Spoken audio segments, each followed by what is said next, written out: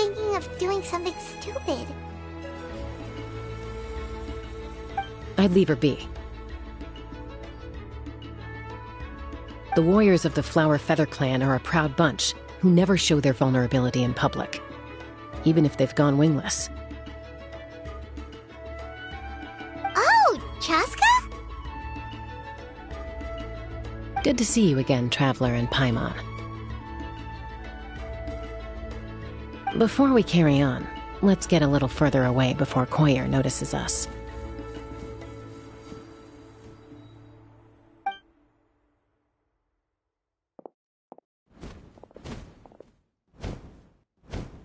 So, that girl on the bridge, Koyer, you said? Should she really be on her own right now? With the mental state she's in, it just seems risky. Don't worry. That's exactly why I'm here. Elder Alpa sent me to keep an eye on her. If she does attempt the unthinkable, I'll swoop in and catch her. I doubt it'll come to that, though. She's a fighter. A warrior, in fact. One who aimed for the sky. However despondent she might feel now, I'm confident she'll get through it. Well, in the Flower Feather clan, there's an elite flying squad made up of Kukasaur riders. But it's an extremely selective squad. To become a rider, you need to undergo a trial where you not only demonstrate mastery of the relevant skills, but also win the approval of the Kukasaurs. Very few candidates make it through the process. Koyer has spent years training for her most recent attempt, but unfortunately she didn't pass. So it's not hard to see why she's so upset.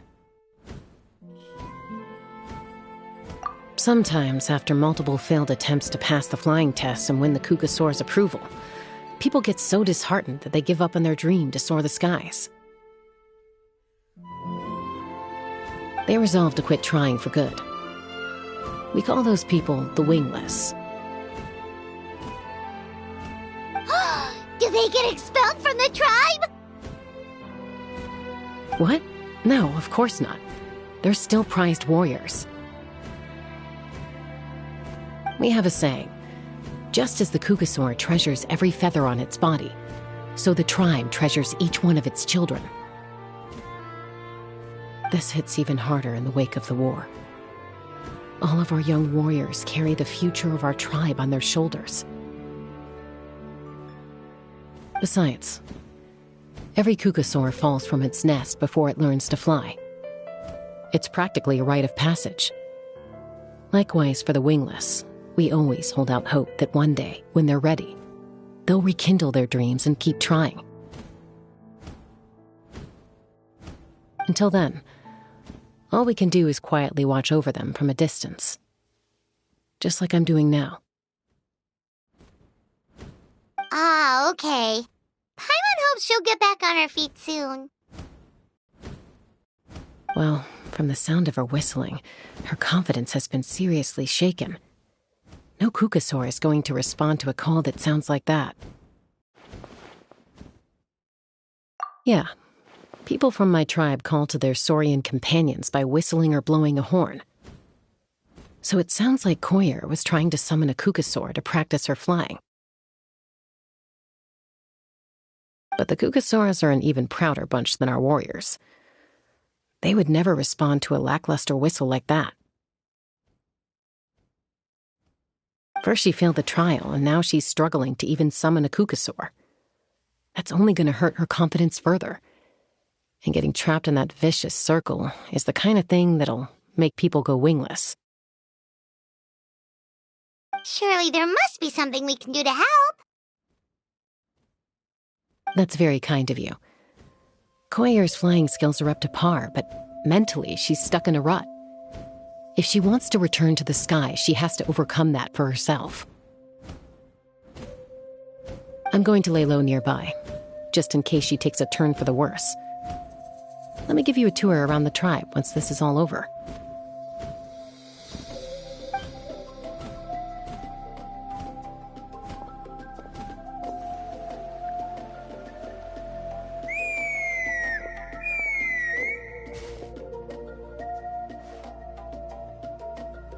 Koyer still isn't giving up. Even though Chaska said that she has to do this by herself, Paimon can't help feeling like maybe we can nudge her in the right direction.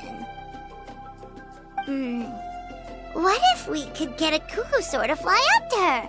That might give her the confidence boost she needs.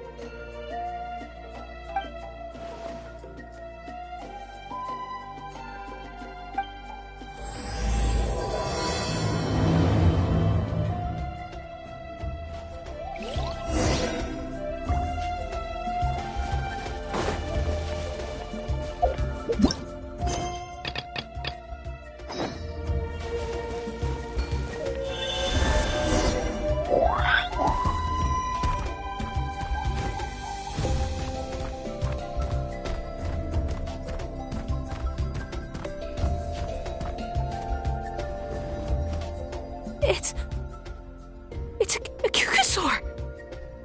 Oh my gosh! Is this really happening? I did it! I summoned one! I was beginning to think you'd all given up on me completely. Thank you. Oh, thank you!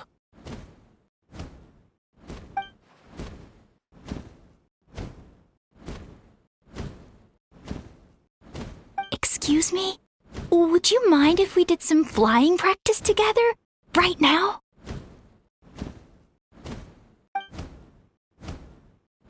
I think I know where I went wrong in the test now. I need to maintain a higher speed on my turns. So, I just gotta practice my bell tail slides and split S maneuvers.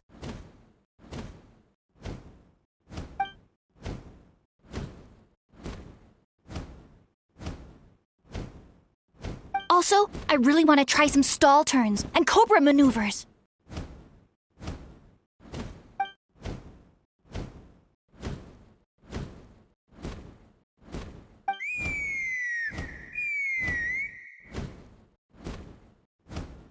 Huh? That sounded like a whistle. Is someone else trying to summon a Kukusaur?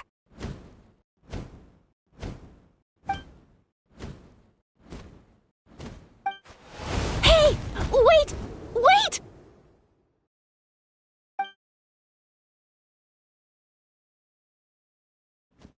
Do you think Koyer's feeling better now? Let's go back to that bridge and check.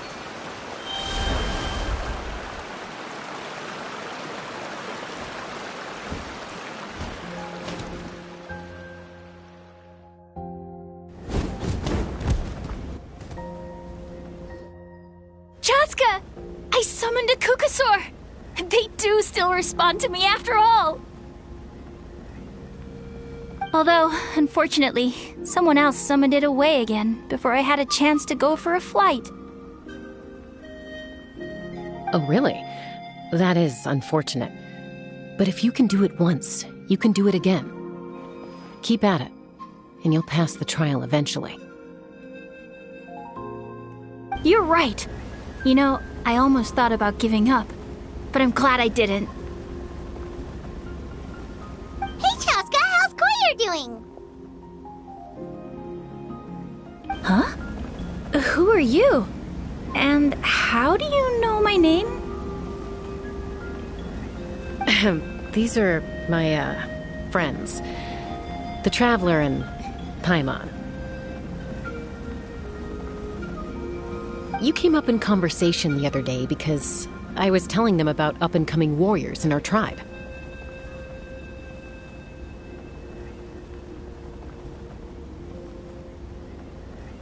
Oh, the Traveler, huh? So that's you.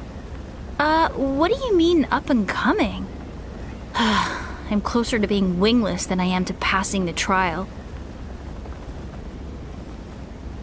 Anyway, we haven't met before, have we? You look so familiar somehow.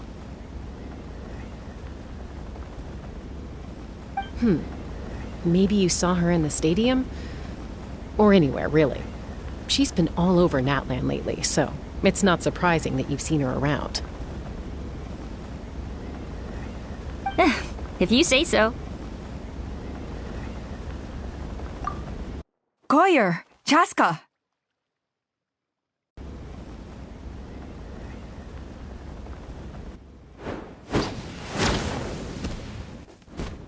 Here you are.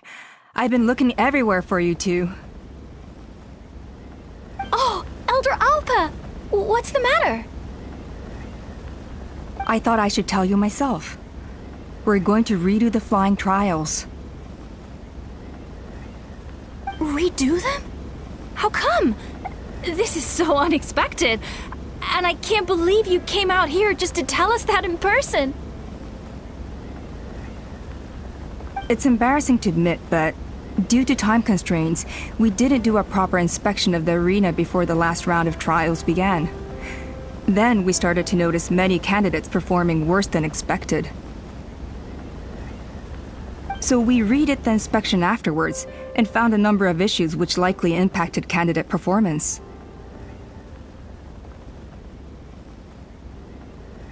This was entirely our mistake, and I apologize unreservedly. I know it doesn't make up for it, but I thought bringing you this message in person was the least I could do. Oh, okay. Chaska, these people you're with, are they the Traveler and Paimon? Huh? You've heard of us? I have indeed. Gathering intel is an essential part of being a warrior. Plus, you've already made quite a name for yourself in Natlan. Actually, I've been meaning to invite you to enjoy our tribe's hospitality for some time. Hospitality? Oh, that includes food, right? Of course it does. If you let us host you, you'll be treated quite lavishly. Mighty warriors are highly revered in our tribe. Besides, we still owe you for your help during the war. Without you, we would have suffered far worse at the hands of the Abyss. So I like the chance to show you our gratitude on behalf of the whole tribe. Mighty warriors, plural? So Paimon counts too? Paimon's starting to like you a lot. That should go without saying. Your flying skills are the envy of our tribe. The Flower Feather clan seems like a really nice bunch of people. We definitely need to take her up on this offer. Well, I'd love to stay, but I'm afraid I still have to inform the other candidates about the retrials. With our younger generation's future on the line, there's no time to lose. Wait, Elder Alpa! Let me help! The sooner everyone gets the news, the better. Very well. In that case, Chaska, could I leave you to entertain our guests? Sure thing. Okay. Let's meet by the Obsidian Totem Pole later. Koyer, let's get going. Okay.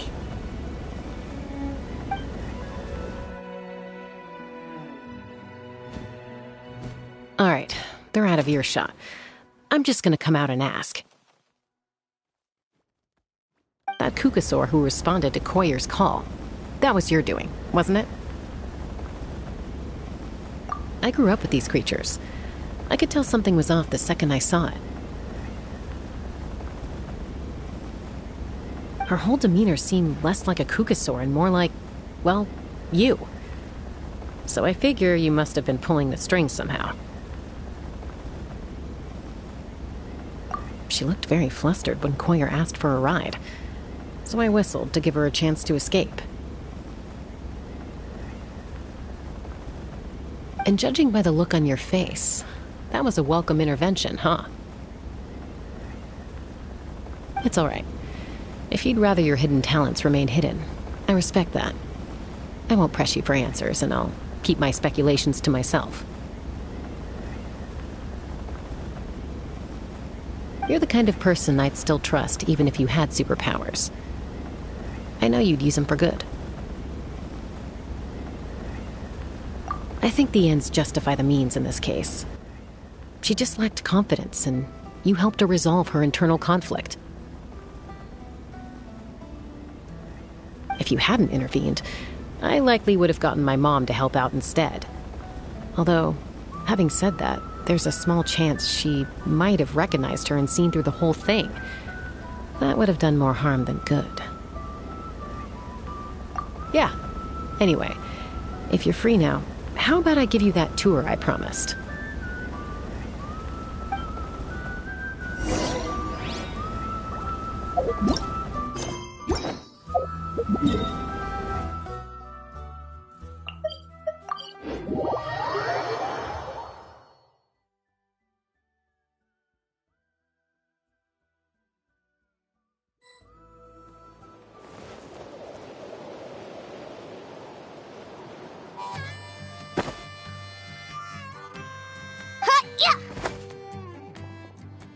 Ready?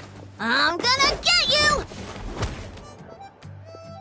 Uh-oh. Are they fighting? Should we try and break them up? They're fine.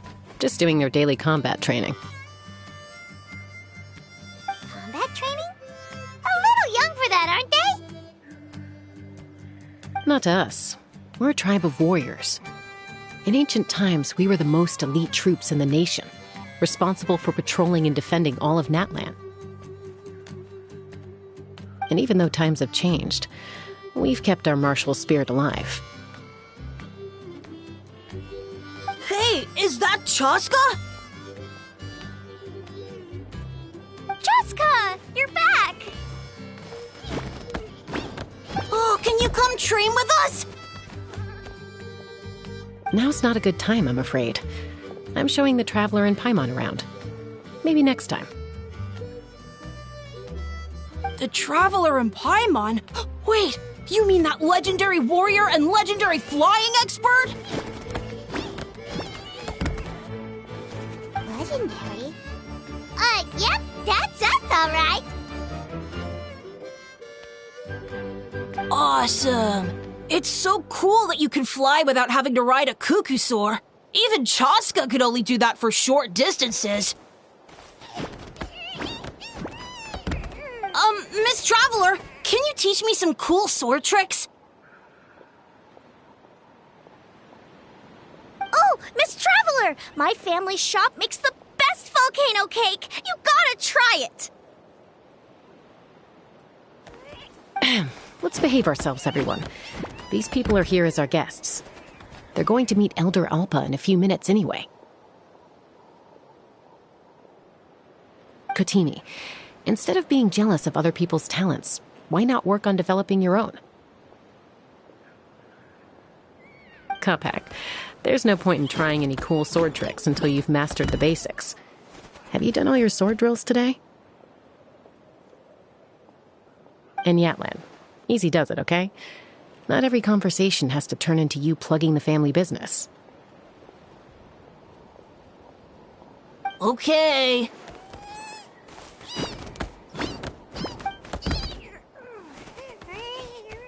Sorry about those kids. They just got overexcited when they heard your name.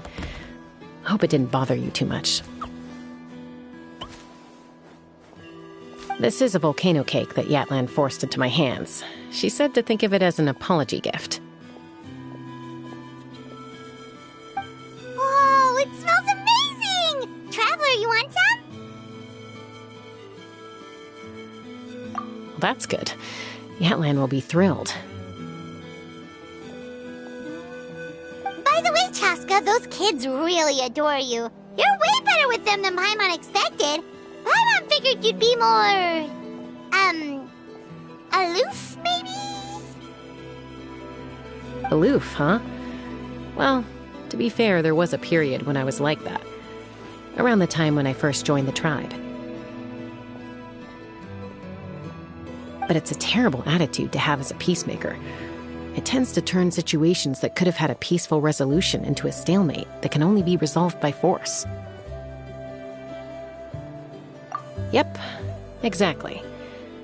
As long as other options are available, I try to avoid that at all costs. Someone once told me that peace imposed by force will crumble in a matter of days. But peace achieved through genuine dialogue actually benefits both sides. Even if sometimes the parties are only willing to negotiate because they're both armed to the teeth. That's true. Hey, Chaska!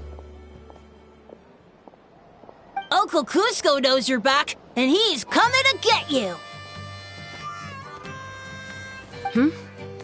Oh, thanks. Traveler, Paimon, gotta dash. I'll meet you at the totem pole up ahead. You can't miss it. It sticks out like a sore thumb. Wait, are you running away? First rule of conflict resolution? Grab the fan and run before the you-know-what hits. Trust Chaska to make even running away sound cool! Sorry about this. Just stall him for me, okay? I'll explain everything later.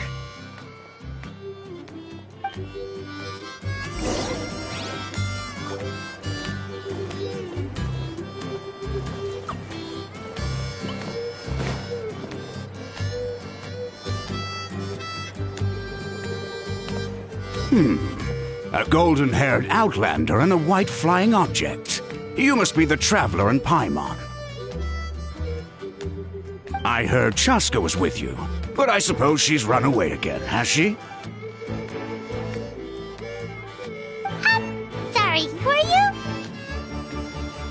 Who am I? Only her father.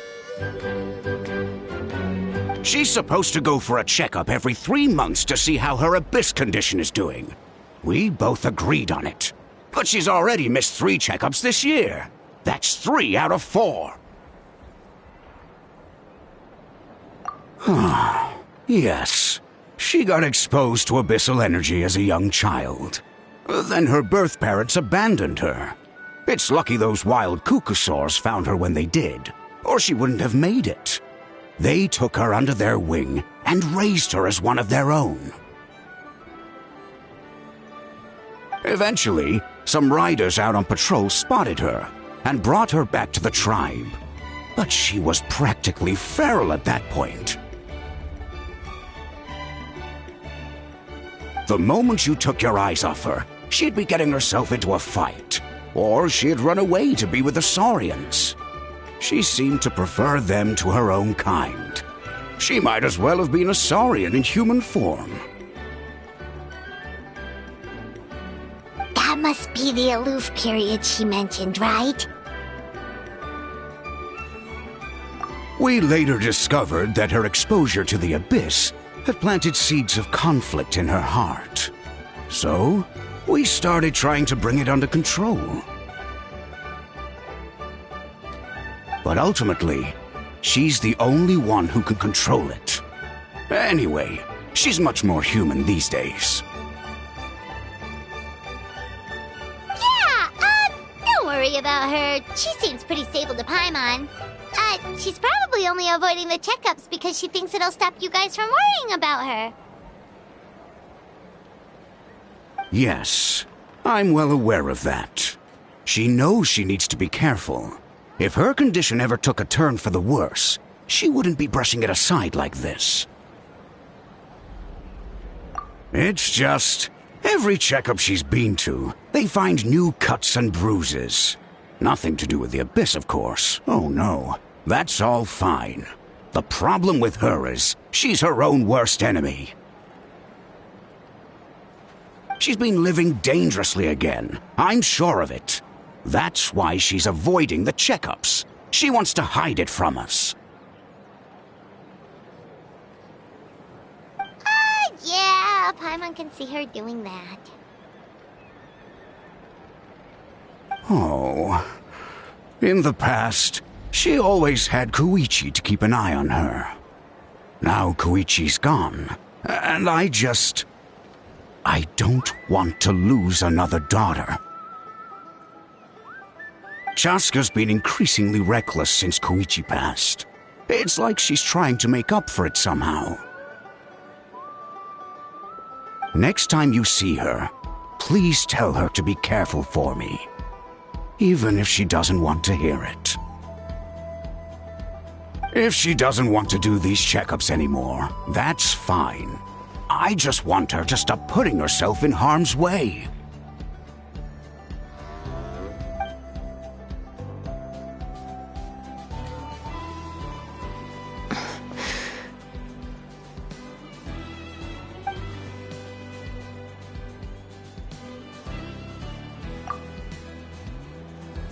Whoa, where did the time go? We should be back up with Chaska before it gets any later. To get to the totem pole, we need to head north, right? I'm sorry. I didn't mean to keep you so long. I don't get to talk about my daughters much. Once I got going, I lost track of time. I should be getting back to work now. So, oh, Chaska. Help me talk some sense into her, won't you?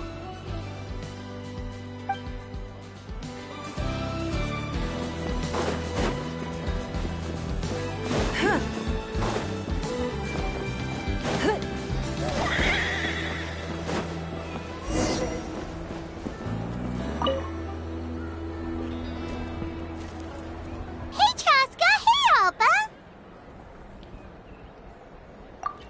It's all right. I bet my dad talked your heads off, huh? What did he say? I was sometimes a little impulsive back then. That's putting it mildly. The memories. It feels like it was only yesterday when we brought you back and had Cusco and his family take you in. Back then, no one imagined this feral child would grow up to be the strongest warrior of the Flower Feather clan. Huh? You were the one that brought Chaska back to the tribe? That's right. Elder Alpa was already a veteran rider by then. She spotted me while patrolling from the skies and tracked down my Kukasaur mom. Mom agreed it was time I tried to re-enter human society. But I didn't know the first thing about being civilized. I clashed with everyone who had to deal with me. And look at you now. Renowned throughout the land as a peacemaker. How time flies. When the day comes that I can't fly anymore, it will be up to you to look after our tribe and our flying squad.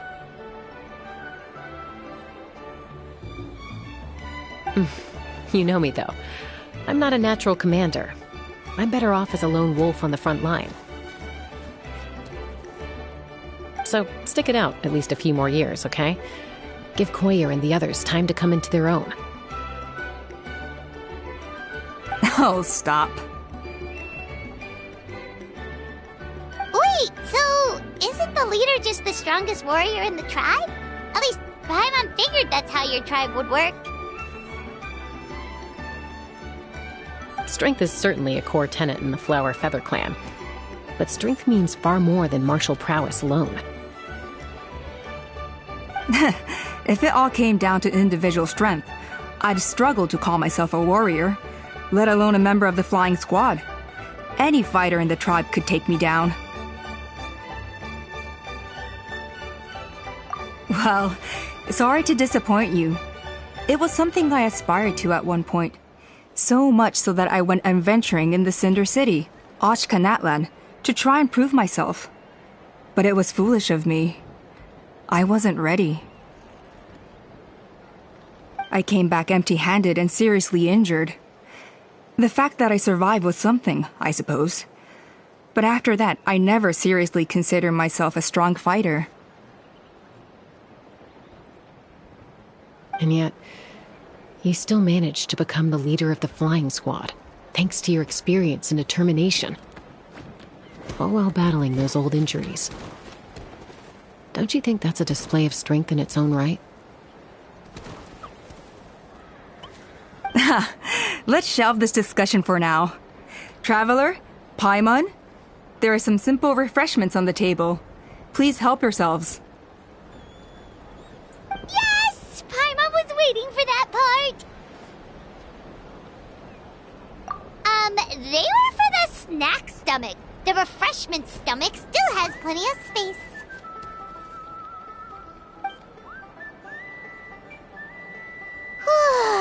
Paimon is so full. Well, if you're enjoying our hospitality, feel free to stay with us as long as you like. Elder Alba? There's, something's come up.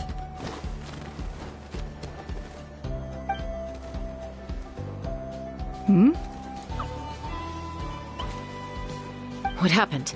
Is it serious? Shall I deal with it? It's... Some merchants showed up, not from our tribe.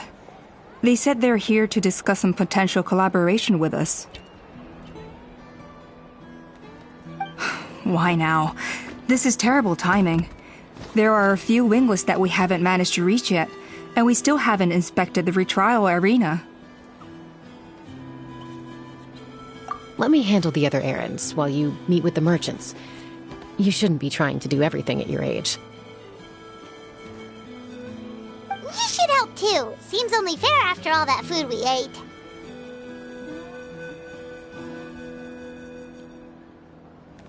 Huh. Well, much obliged. Cheska, the remaining wingless are all people you know. Let's see. Pishika now manages the floating target balloons.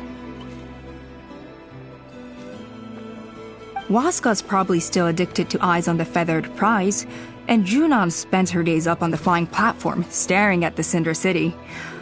I'll leave you to tell them the news.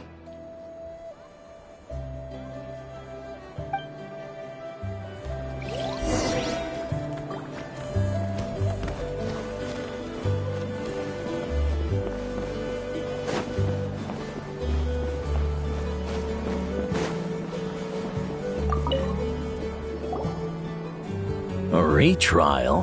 What's the point? I pretty much treat life like it's a game. No Kukasaur's ever going to approve of that, no matter how many times I try.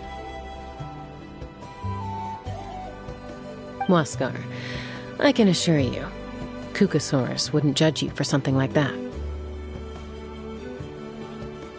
Well, they must be judging me for something.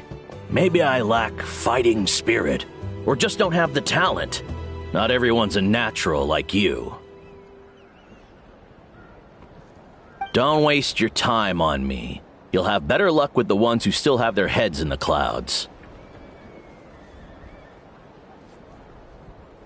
In the meantime, I think I'm going to treat myself to a few more games of Eyes on the Feathered Prize. Yeesh, there's wingless, then there's being a total lost cause. You used to be a fierce warrior, actually. But fighting spirit alone won't win you the Kukasaur's approval. Are all Kukusaurs so strict? The ones in floating target balloons and Eyes on the Feather Prize seem pretty chilled out.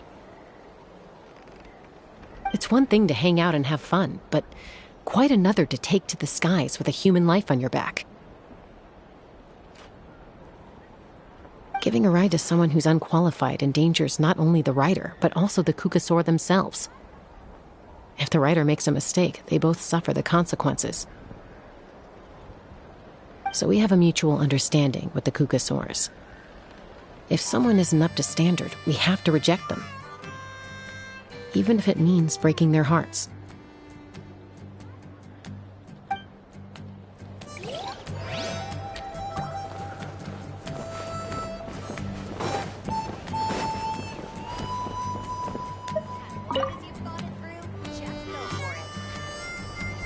Are you sure you don't want to reconsider, Pashika?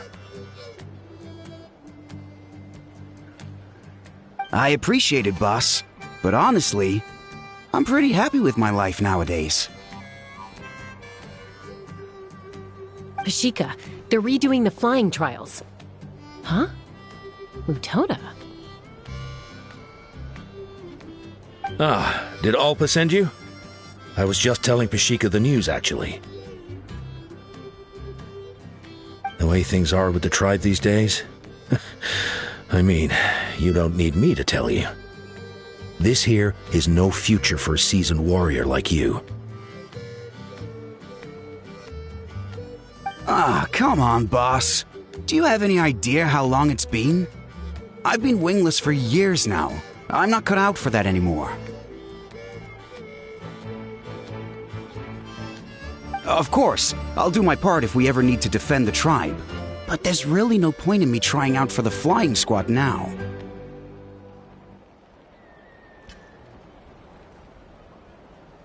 I've already made my peace with it. Not everyone has what it takes to return to the sky after going wingless. Elder Alpa's perseverance is something else. And it's okay if I'm not destined for greatness. I might not have the Kukasaur's approval, but with my hot air balloons, I can still reach the skies.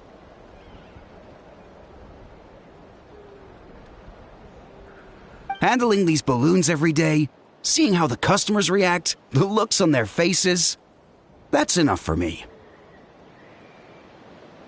Finding something you love doing can be just as hard as passing the flying trial. It's worth holding on to. Fair enough. It's your choice. I won't force you. Oh, by the way, you should try taking a balloon ride if you've got the time. Once you've been up there for yourself, you'll see why I love it so much. No problem. If you ever want to give it a try, you know where to find me.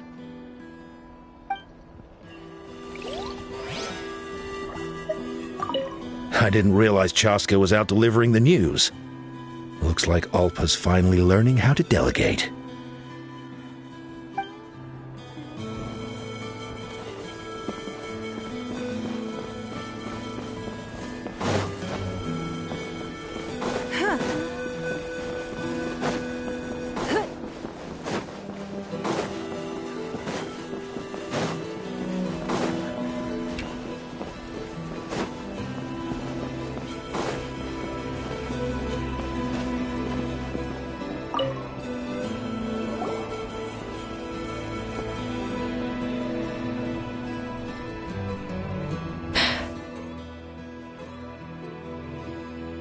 Hey, Junan.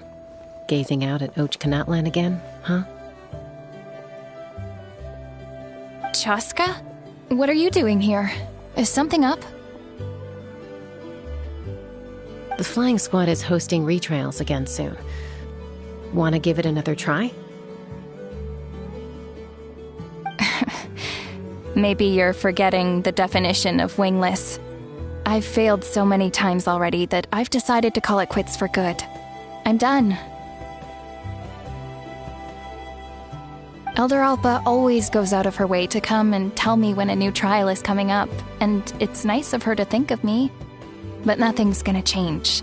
I'm not going to suddenly pass just because they're holding another trial. They're making some big changes to the arena this time, so the flying experience should be smoother than before. Koyer's gonna try again.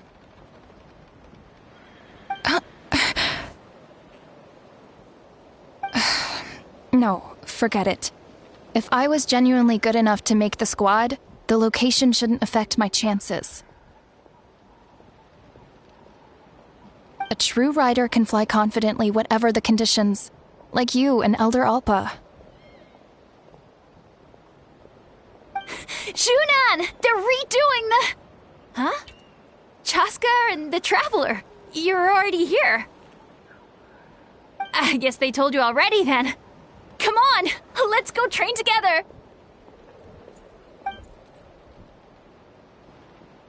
I'm gonna sit this one out. What? Why? But you've always looked up to Elder Alpa. She went wingless after her injury and spent years drifting, but even she came back and made it in the end. If she can do it, why can't you? I mean, I don't have that kind of perseverance. And besides, the last thing I want to do is fail in front of her yet again.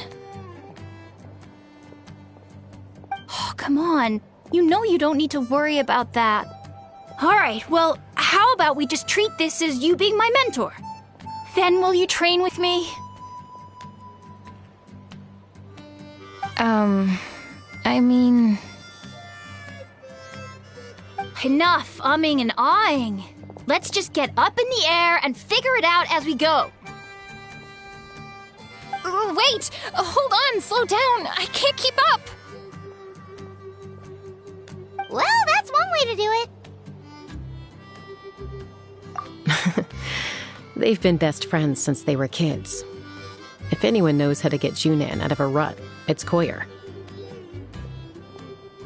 You helped Koyer deal with her internal conflict, and now she's done the same for someone else.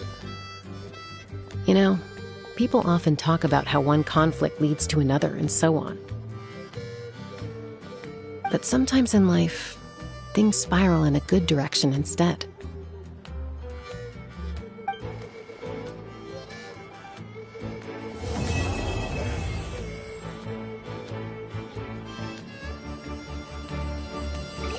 We've notified all the wingless on the list now, right? Where to next? The trial arena. It's not far from the tribe.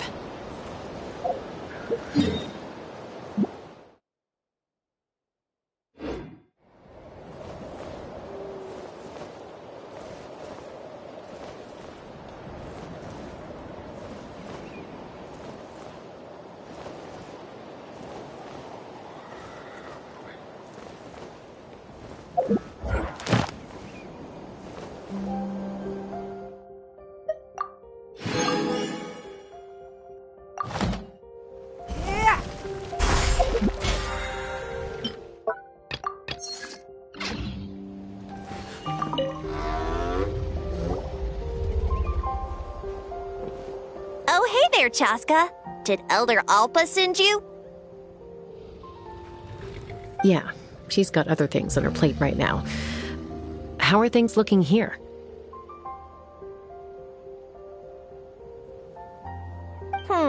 Well, the inspection revealed numerous blockages all over the trial arena. It looks like they're the result of ley line disorders caused by repeat abyss invasions.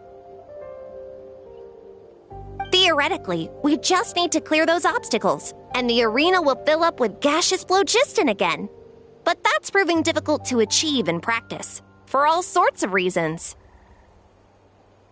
Why don't you head on down and check things out for yourself? Feel free to ask the staff for more details.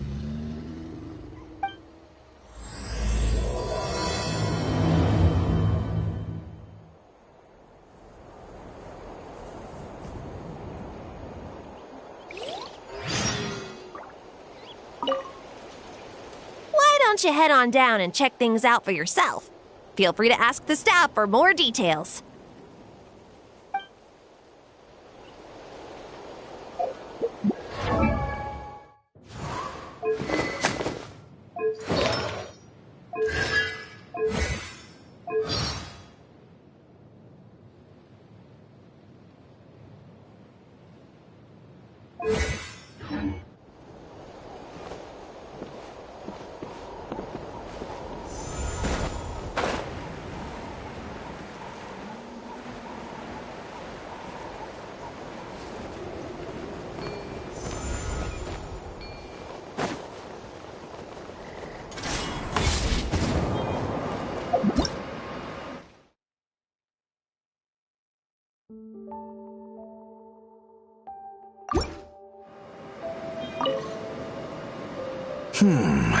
I think it should be possible to clear this spot with just a few hard hits.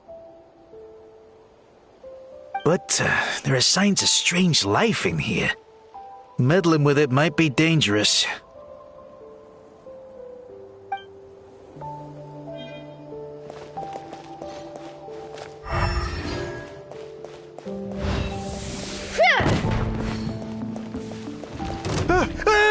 Monsters!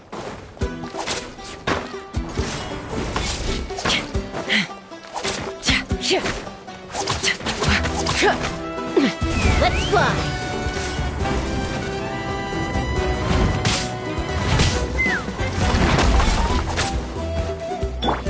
Let the Nope.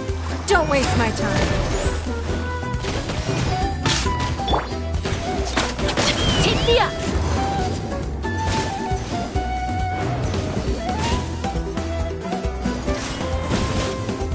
Yeah!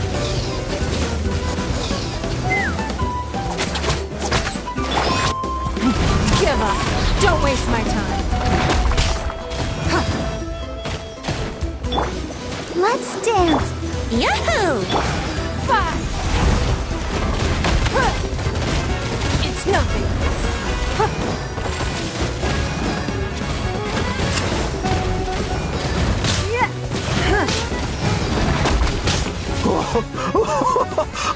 I thought I was done for. Oh, this spout should be good now. Thank you very much.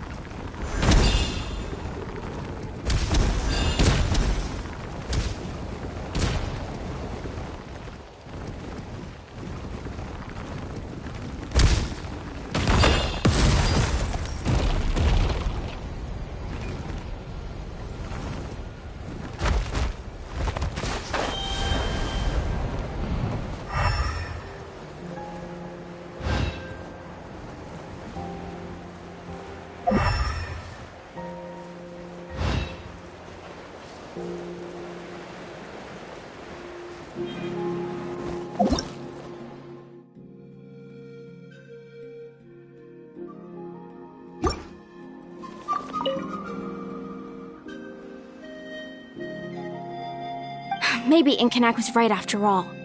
If a stable structure is formed inside the solid phlogiston, I'll need to hit all the weak spots at the same time to break it. But how am I supposed to do that?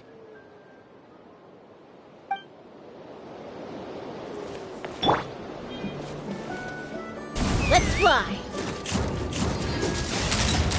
Open fire.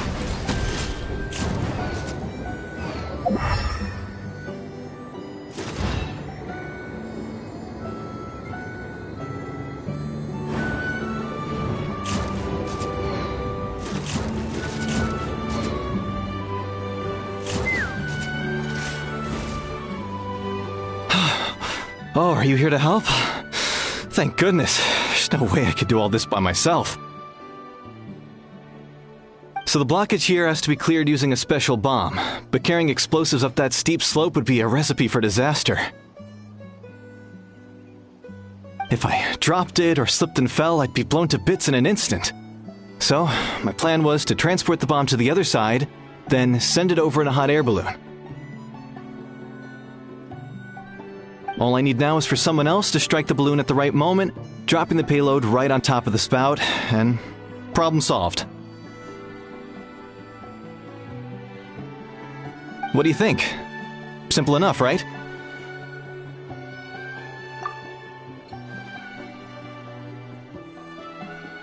Huh?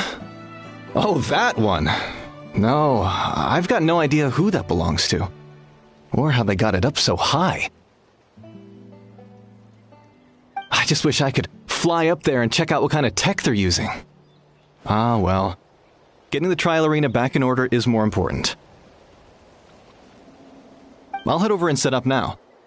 Let me know when you're ready.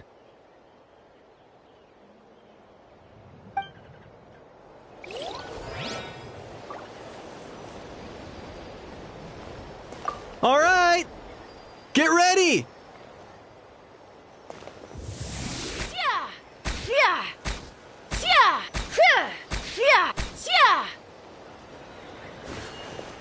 All right! Get ready!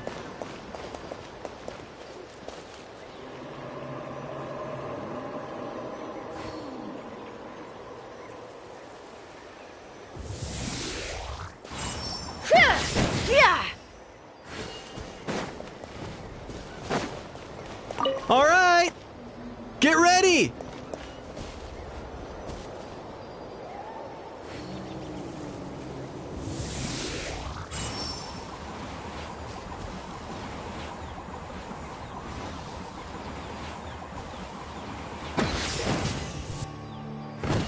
gaseous phlogiston is being replenished. Looks like all the spouts have been unblocked. Let's head back up.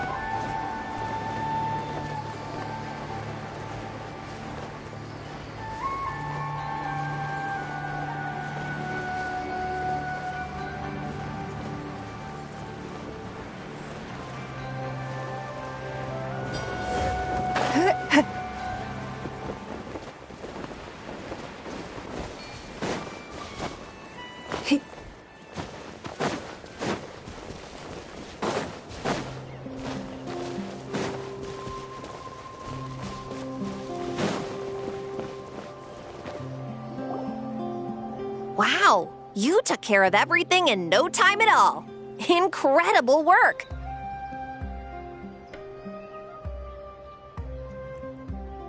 Now we just have to wait until the gaseous phlogiston is fully replenished. Then we can kick off the retrials. Actually, Inkanak, I'd like to do a test flight first, just to make sure we're not missing anything. Could you arrange that for me? Huh? But you only just finished getting the arena ready. There could still be other hazards we're unaware of.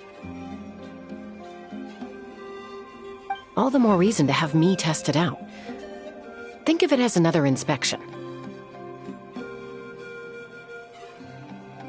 I guess you're right.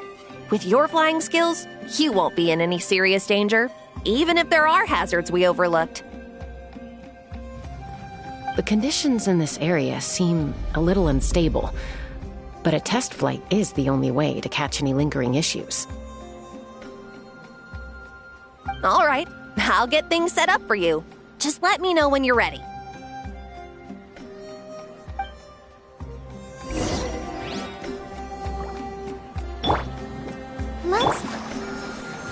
Are you ready? This should be a piece of cake for Chaska, but still, try to be careful. All right, then spread your wings and fly.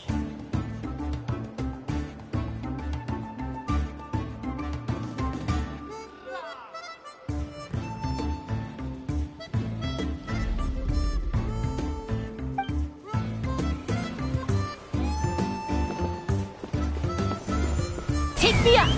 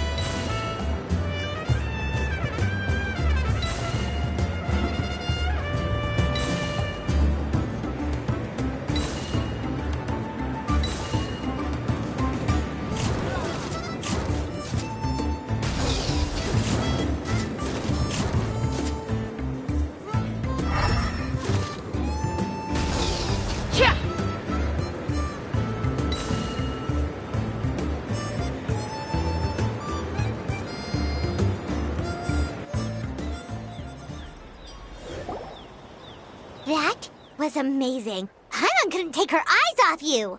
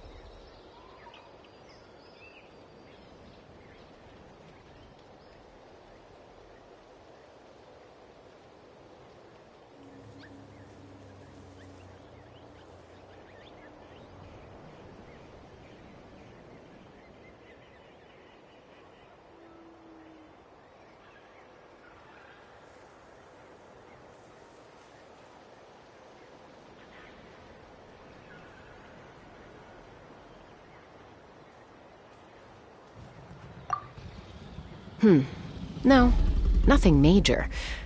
Give it a few days, and we should be able to conduct the trials. Help! Help me! You're from the Flower Feather clan, right? Please, come quick, you've got to help us! Catch your breath first. What's the situation? We got attacked by a Kukasaur. My friends are still stranded in the middle of the road with the goods we were transporting. Please, I'm begging you, save them! Huh? Are Kukusaurs really that aggressive? Do they usually attack groups of people unprovoked? Not in my experience, but there are exceptions to every rule. Let's go check it out.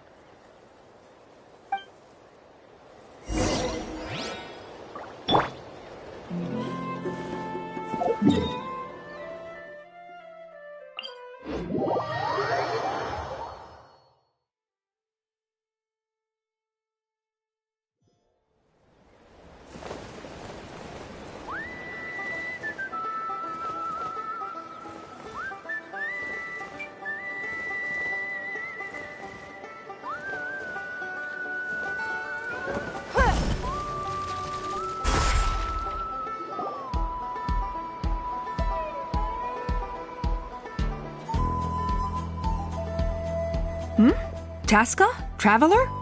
This is a surprise. Elder Alpa? Huh.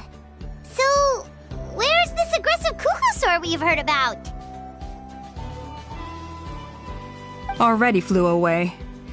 Looks like it backed off once it realized that reinforcements were coming. So why do you think it attacked these people in the first place? Was it after the food?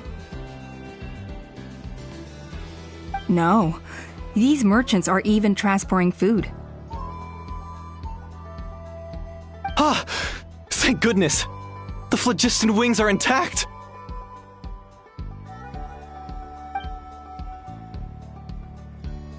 Phlogiston wings. Thank you so much for coming to our rescue. These phlogiston wings are our most prized goods. If anything happened to them, it would ruin us. Wait a minute. Are you the merchants that were looking to collaborate with us? Wormy told me about you. Yeah, that's us.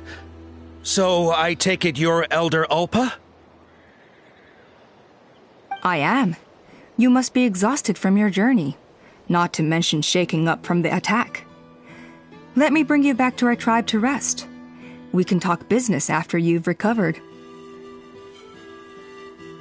But Elder Alba, what about the Kukasaur attack? Well, our guests here weren't seriously injured, and their goods are intact. Perhaps that Kukasaur was just having a bad day. There are so many of them around here. You'd expect something like this every once in a while. I don't think we need to pursue it any further. More importantly, how are the preparations for the flying trials going?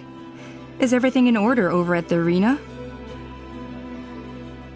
Huh? Did you say flying trials? What a coincidence! Sounds like a perfect use case for our phlogiston wings. You'll be pleasantly surprised by what they can do. Oh, really? Now I'm intrigued. Well then, let's forget all about this Kukasaur attack for now. We have some serious business to discuss.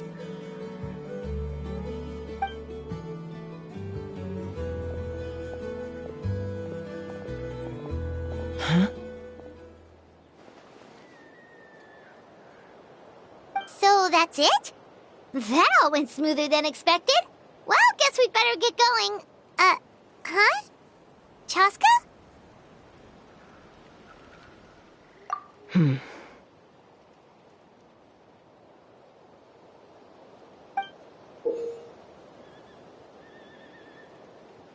blood-stained feather.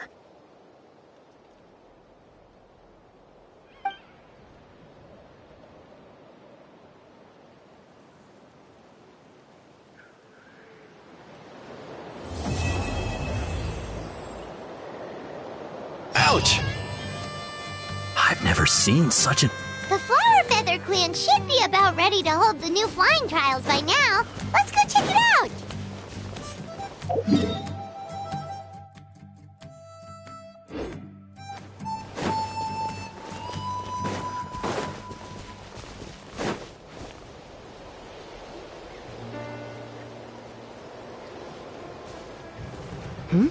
Ah, Traveler and Paimon. You came. Yep, and it looks like we made it just in time! Although, can't say the same for the Cuckoosaurs. Bit of a low turnout, huh? Yeah, you'll see why soon enough. All right, get ready. 3, 2, 1, fly!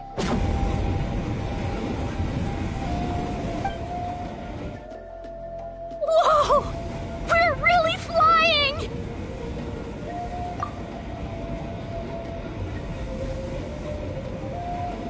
I feel light as a feather.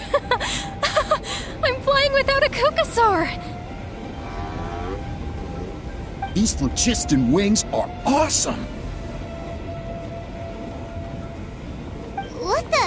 What's going on? Paimon can barely believe her eyes. How did they fly all on their own?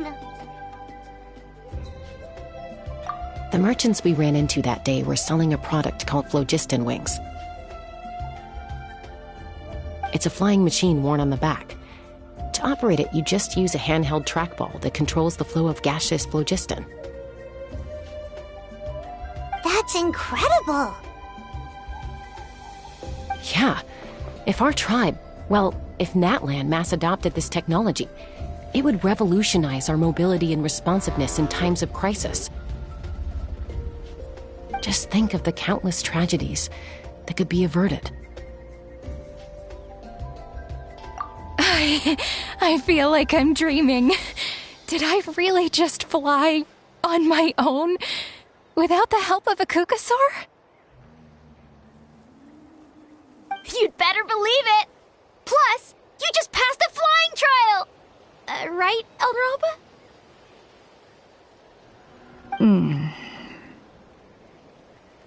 Elder Alpa?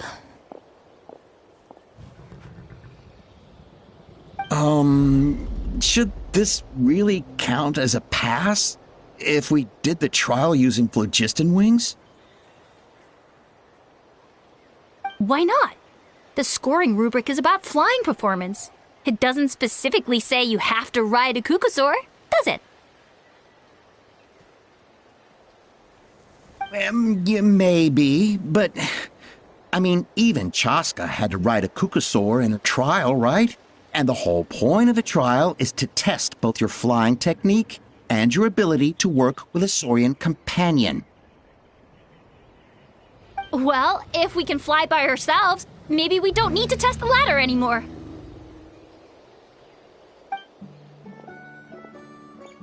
Chaska, Traveler, what are your thoughts on this new invention? You see? Even the Traveler agrees. I agree that they have strategic value, but I don't think it makes any sense to evaluate candidates by the current testing standards if they're using phlogiston wings.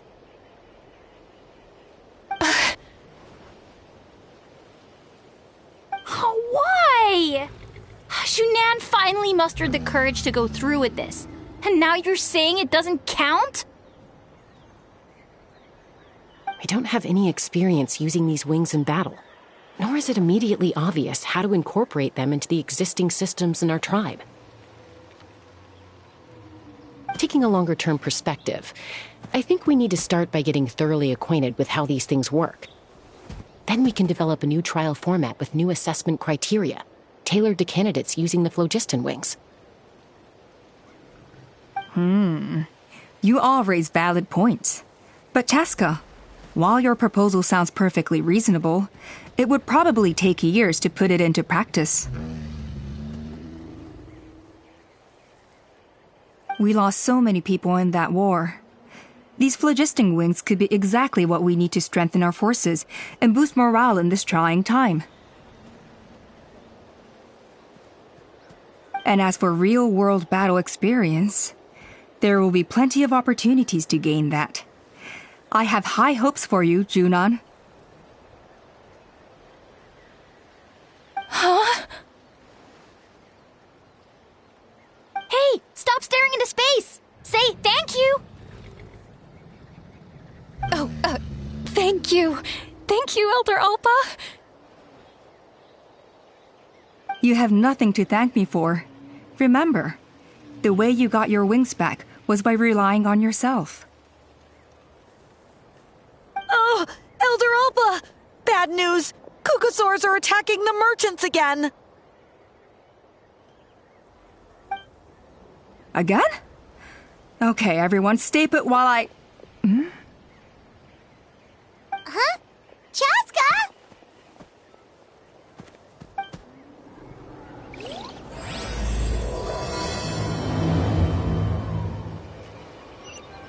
Why did Chaska rush off like that? And then Elder Alpa and the others too? Anyway, let's go see what this is all about.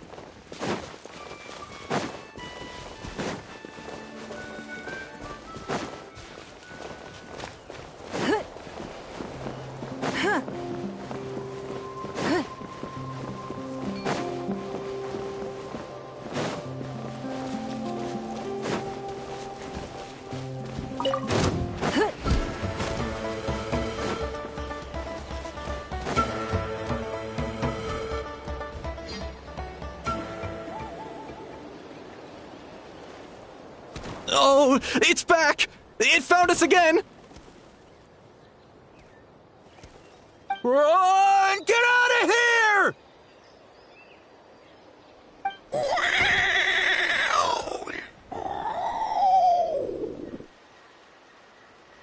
Curses! She's really riled up this time. Hey! Stop running! We'll never outrun a creature with wings! Get back here and let's fight!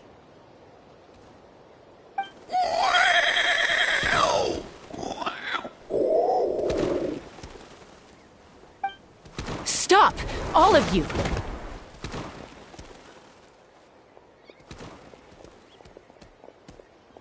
Chaska! Oh, wonderful! Quick, get rid of that thing!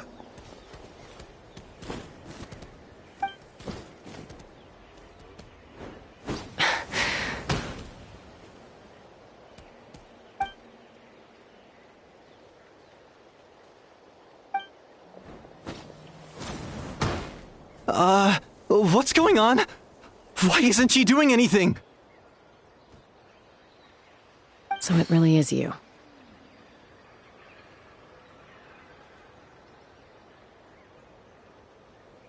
Sister. Wait, sister? That Kukusaur is Chaska's sister?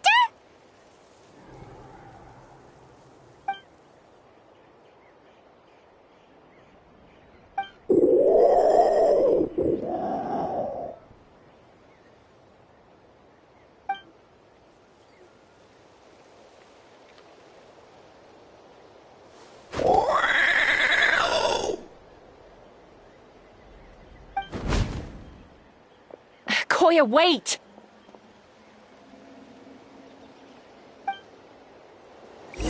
Is Chaska gonna be okay? Should we go check on her?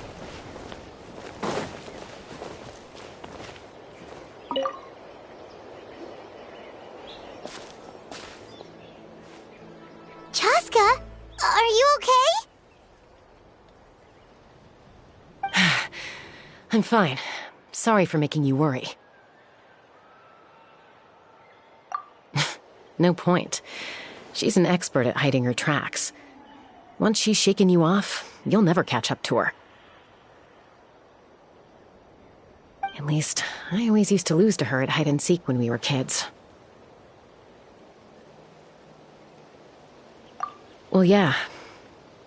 You know I was raised by Kukasaurs. Anyway, she and I grew up in the nest together.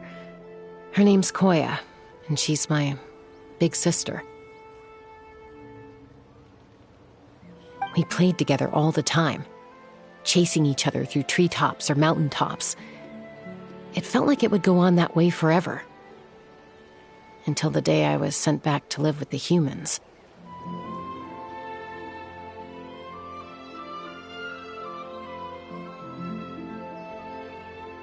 Not all Kukasaurs are friendly towards people. Koya, for instance, she's fine with me because we grew up around each other, but she's not fond of other humans. When Mom decided to send me away, Koya strongly protested, and after I left, she became more and more reluctant to interact with humans. Maybe she thinks that humans stole you away from her. It's a possibility, but in any case, we still stayed best friends at first. I had a hard time adjusting to life in the tribe, so whenever something went wrong, I'd run off into the wild and vent to Koya. Ah, so that's what Uncle Cusco was talking about. He said you seemed to prefer hanging out with Saurians to your own kind back then. Yeah, I did. But then, gradually, everything changed. With a new mom and dad, a new tribe, and Koichi. I started getting curious about these humans. I made an effort to understand their behavior. The more time I spent with them, the less I spent with Koya. And then, one day, it was Koya's turn to leave the nest. She sought me out and asked if I was willing to leave the tribe and go live in the wilderness with her. As far as I can remember, that was the first time she ever approached a human settlement on purpose. So, how did you answer her? Well, I wouldn't be standing here talking to you if I'd said yes. No, I was torn. On the one hand, I'd already made up my mind to embrace my new family and accept my human identity. But I also knew that Koya wasn't a fan of humans, and I didn't want to disappoint her. She took my hesitation as an answer. She saw it as a personal betrayal, threw a huge fit, and then flew off. We hadn't seen each other since, well, until today. Not for a lack of trying, though. I tried asking Mom where Koya's new nest was so I could talk things out with her. But Koya had already asked Mom not to tell me where she'd moved to. It must be hard for Mom, being stuck between her two daughters. So I didn't press the issue. And I didn't go looking for her. If things carry on like this, I need to make sure I find her before anyone else, even if she doesn't want to see me. For now, let's bring the wounded back to the tribe, and see what Mutota and Elder Alba have in mind.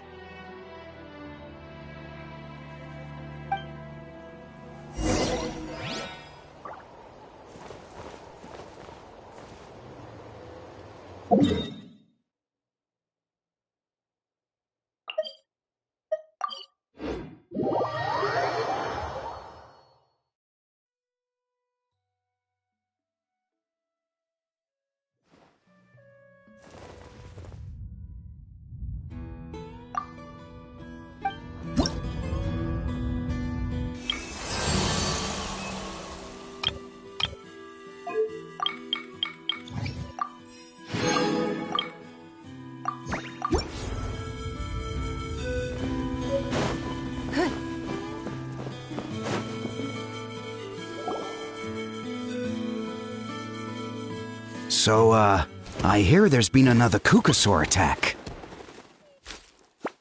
Ha! I knew it! They're wild animals, and they can't be trusted. Hey, show a little respect.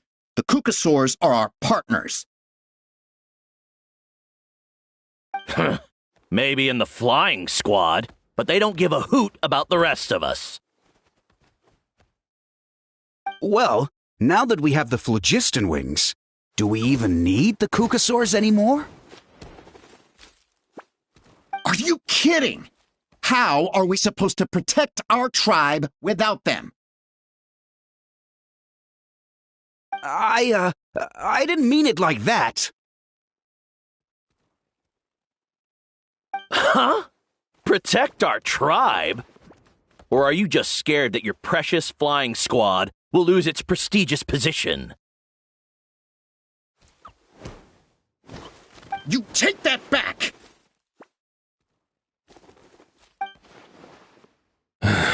Things are changing so quickly.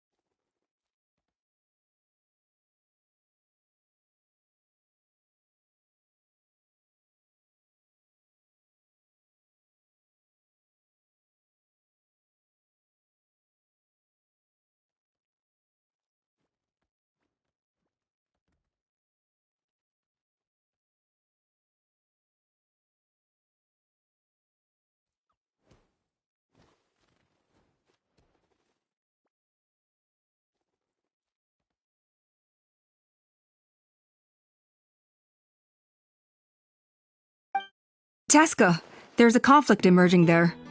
Aren't you going to nip it in the bud? The whole tribe's talking about this now. Breaking up a single fight won't solve anything. The real source of conflict here is the phlogiston wings, and what happened with Koya. On any other day, people would just brush this attack aside. After all, clashes between wild Kukasaurs and humans are no more common than those between people. But now that the phlogiston wings have entered the equation, it's sparked a debate over whether our tribe needs the Kukasaurs at all. I worry that we risk repeating the mistakes of the Cinder City. Back then, Lord Ochkan's hatred of the Saurians nearly destroyed the peace forged by the Pyro Archon. Chaska, to prevent things from deteriorating further, I'd like to task you with restoring peace to the tribe. I will. Traveler, you've already done so much for Natlan, and the Flower Feather clan has no right to ask more of you. But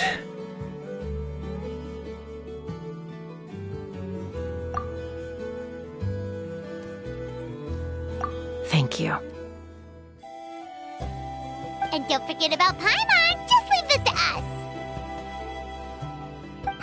This whole situation has unfolded so quickly that it's put us on a back foot. To tell the truth, it makes me a little suspicious. You think someone might have orchestrated all this? It's possible. Leave it with me. I'll look into it. Also, Chaska, could you try to keep a low profile while you're out there digging around?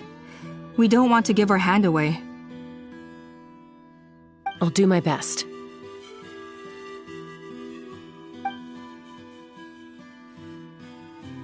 Okay, so where should we start? This all began with Koya's attacks. If we can find out what led her to do it, that should give us something to work with. Unlikely. Given how she reacted when I showed up, I don't think she's forgiven me. If you want to resolve a conflict through dialogue, sometimes you need a third-party facilitator. Let's go see my mom.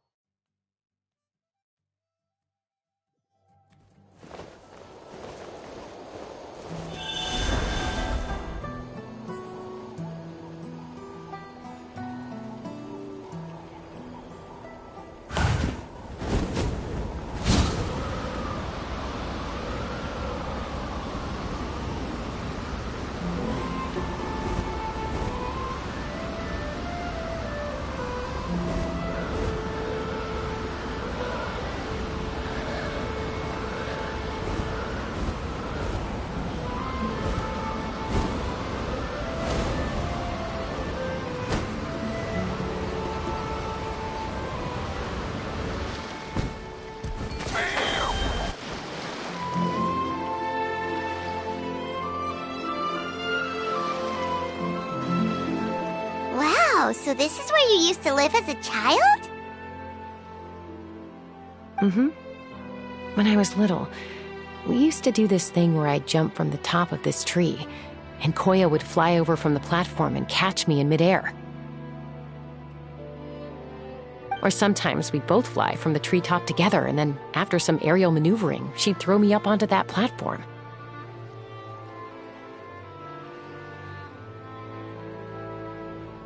After we got a bit older, we went to the nearby shores looking for even greater heights.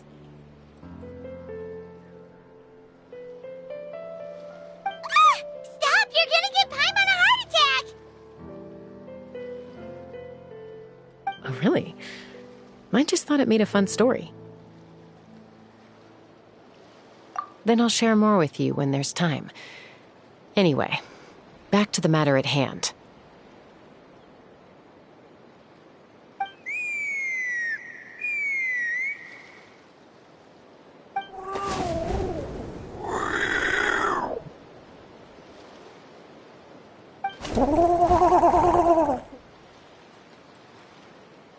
Hey, Mama Bird. I'm back. My last visit was only a week ago, wasn't it? See? I visit you more than I visit Papa Cusco. I brought a couple of friends with me. These are the Traveler and Paimon. Traveler, Paimon, this is my mom. Her name is Chimpu. In the human tongue, anyway.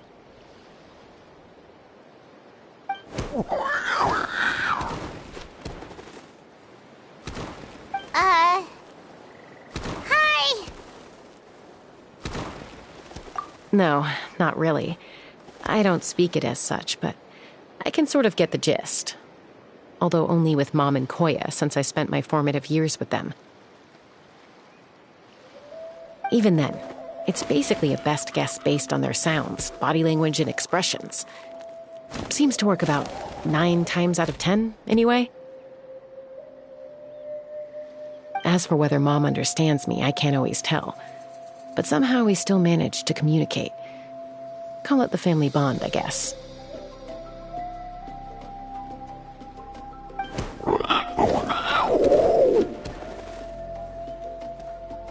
Don't worry. I'm doing well, but I think Koya might be in some trouble.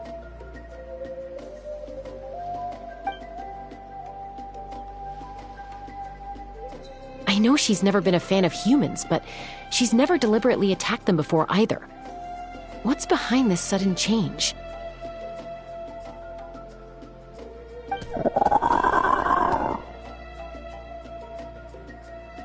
Does, Auntie Chimpu know anything? Doesn't look like it. Koya hasn't visited her in a long time. Then, could you please tell me where she's living nowadays? I really need to talk to her. If this animosity between her and the tribe continues, then the next time there's an incident, I don't know if I'll make it there in time.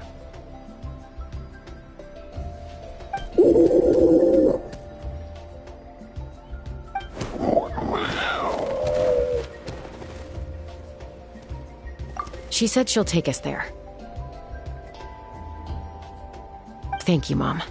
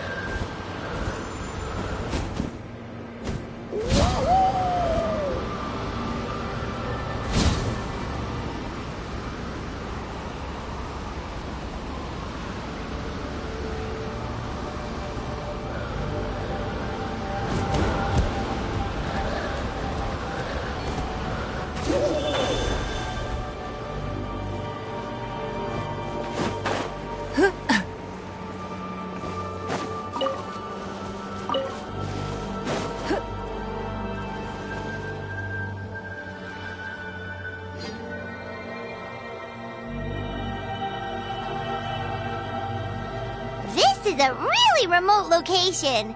Guess she was trying to get as far away from humans as possible.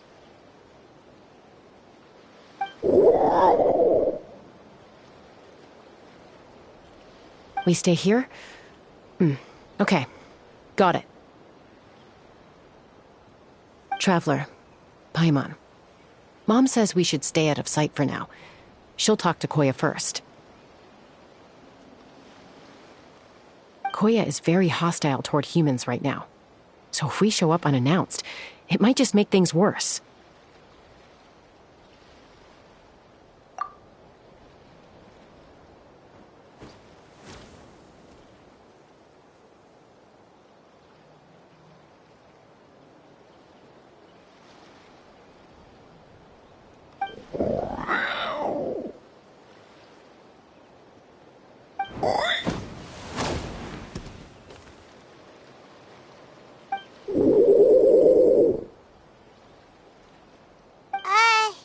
Any idea what they're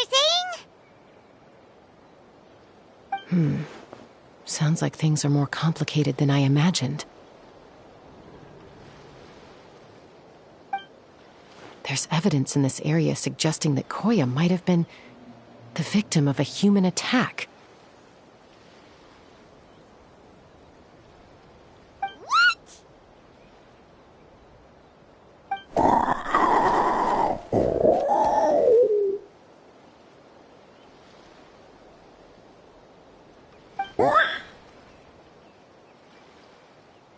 No! It's Chime, Koya's child. The attackers kidnapped her. They came over the sea, under the cover of night, and they took Chime. What the heck? Who would do such a thing? I searched day and night, and finally found them.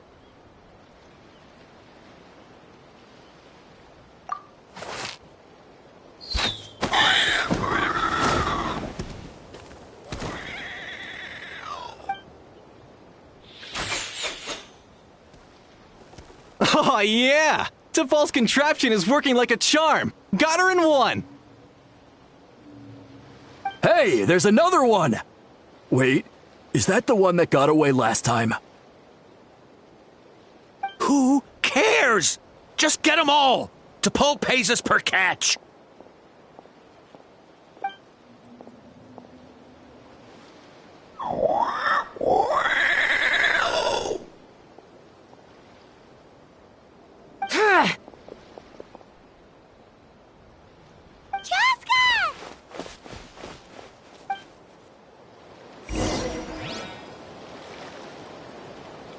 Joska?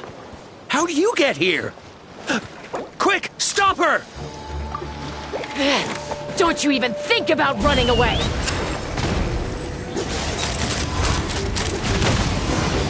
Locked on!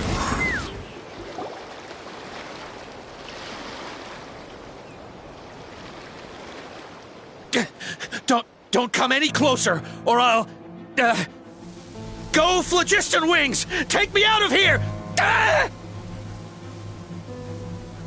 Uh-oh, looks like it malfunctioned!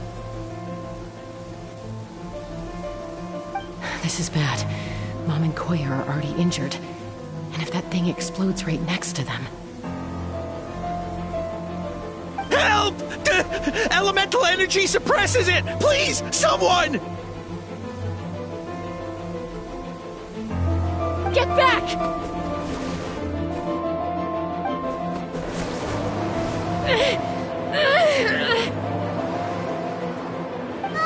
It's still going, and it's getting worse! Guess we need a more permanent solution. All right then.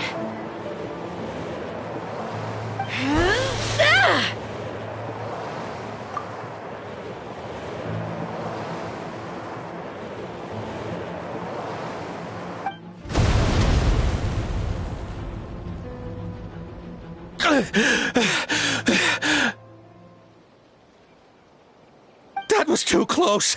I thought I was gonna die.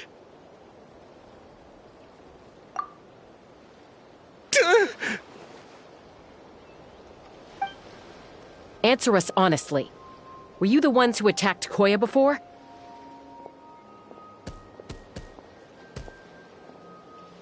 I him. No, it was...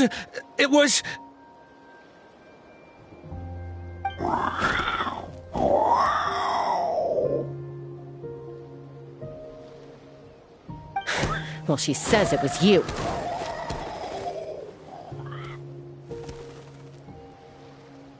Just tell me, who sent you here?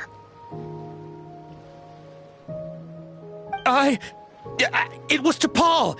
He told us to catch all the wild Kukasaurs we can find. And he also said that this Kukasaur has become a thorn in his side, so it needs dealing with urgently. T'Pol? Huh. Sounds familiar. But where from?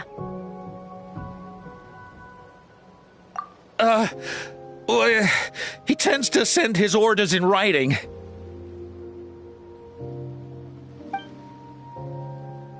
He pretty much never communicates with us in person. When he does, he wears a mask to hide his face. And whenever we trade Kukasaurs for phlogiston wings, we deal with his henchmen. So you didn't even make those wings? All we did was slap some labels on them and transport them over here, to make them look like they're imported. To make it harder to trace their origins.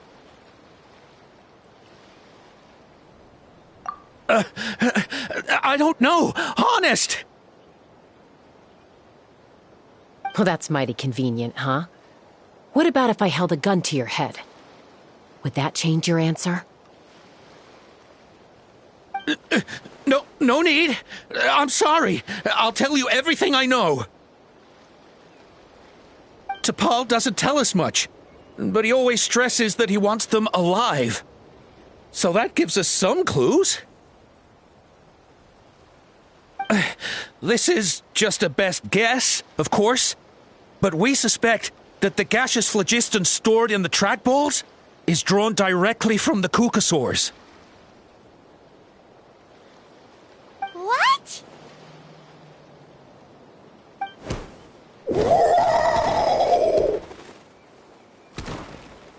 Easy now. You're still injured. Hey, keep talking. Yes, ma'am. So, the gaseous phlogiston has to be highly refined in order to power the phlogiston wings. The slightest imperfection can have disastrous consequences, as you just witnessed. But the Kukasaurs have a natural ability to process gaseous phlogiston. So, if you use them as an intermediary, then...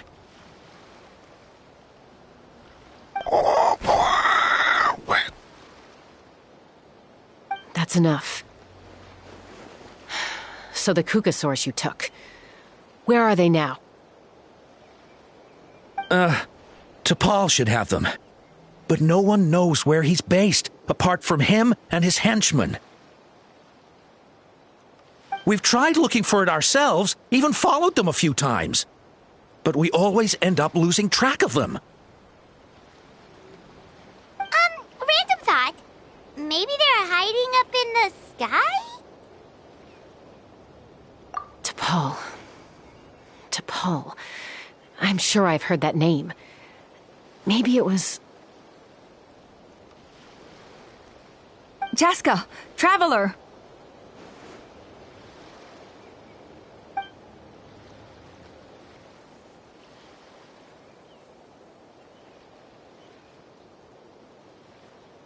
That voice! It's Oppa!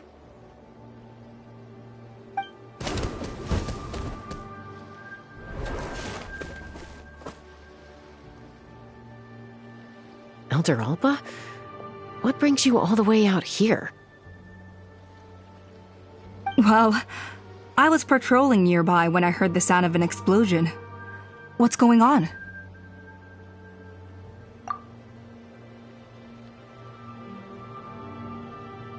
I don't believe it. Elder Alba, does the name T'Pol ring a bell to you? I feel like I've seen it written down before. Maybe in a list of candidates for the flying trials? your tribe then? No. If he was a member of the Flower Feather Clan, I'd definitely know him.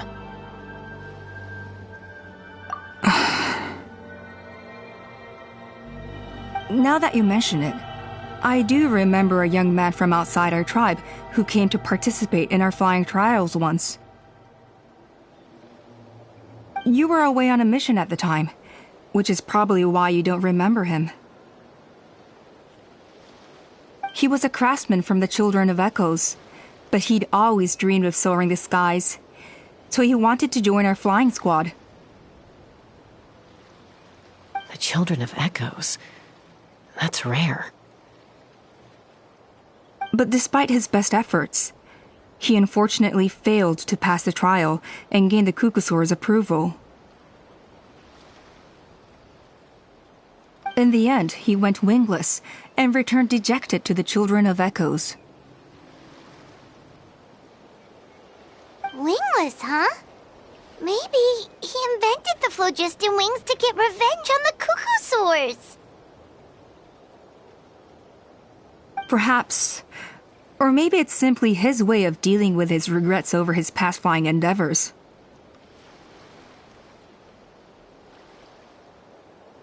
Either way, it doesn't excuse his abuse of the Kukusaurs. I'm gonna take these guys back and expose the truth to the tribe. It's time for this conflict to end.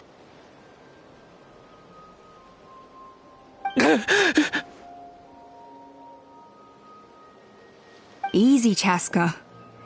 Remember what I said about keeping a low profile? The ringleader still hasn't shown himself, and this man's allegation about powering the phlogiston wings with Kukusaurs is only speculation. Bringing these men to the tribe now won't win over any current supporters of the phlogiston wings. In fact, it may even escalate the conflict further.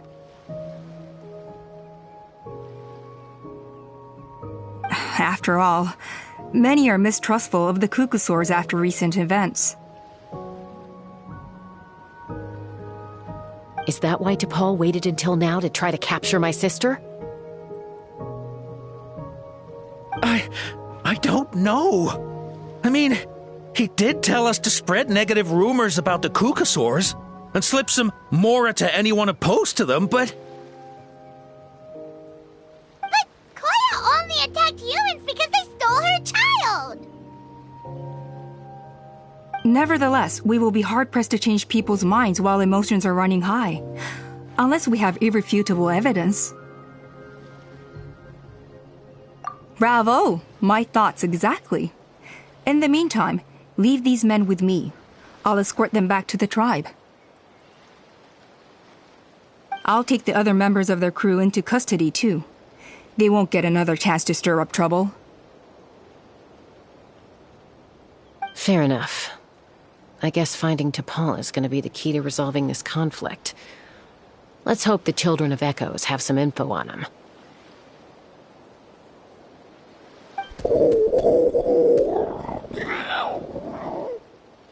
Sorry, whatever it is, it'll have to wait till this is all blown over. I have to fix this situation before it spirals out of control.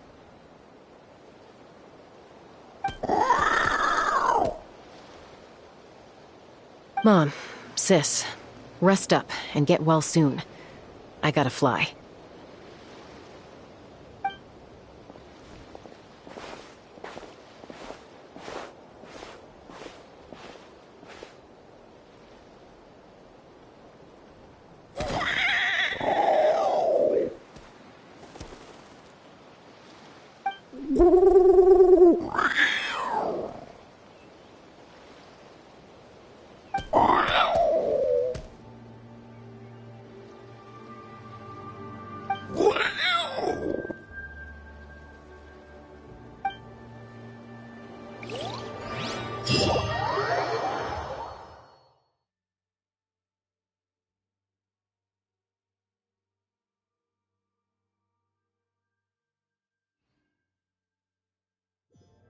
Let's go jumping in puddles and see who can make the biggest splash.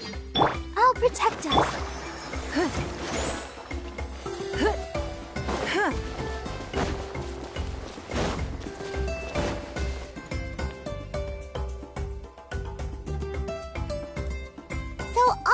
guess that T'Pol's from the Children of Echoes. But how do we track him down? Just ask around until we find him?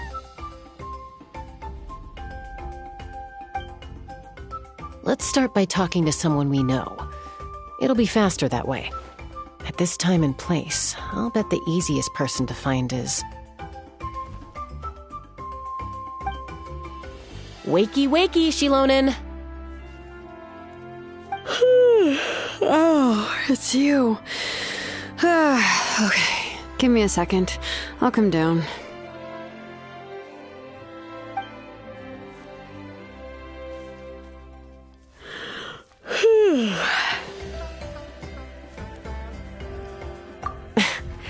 I climb trees to fly further and see farther. I don't usually stop for a nap. Well, we're not all like you. Always full of energy, even after flying around all day. Yeah. So, you've come all this way and interrupted my precious nap time. Might I inquire as to, why? I'm sorry, Shilonen, but it couldn't wait. Does the name T'Pol mean anything to you? He's a craftsman, apparently. Huh. T'Pol. Yeah, that rings a bell. I think that's Puma's child. Nope, I'm afraid you're a few years too late. Why are you looking for him?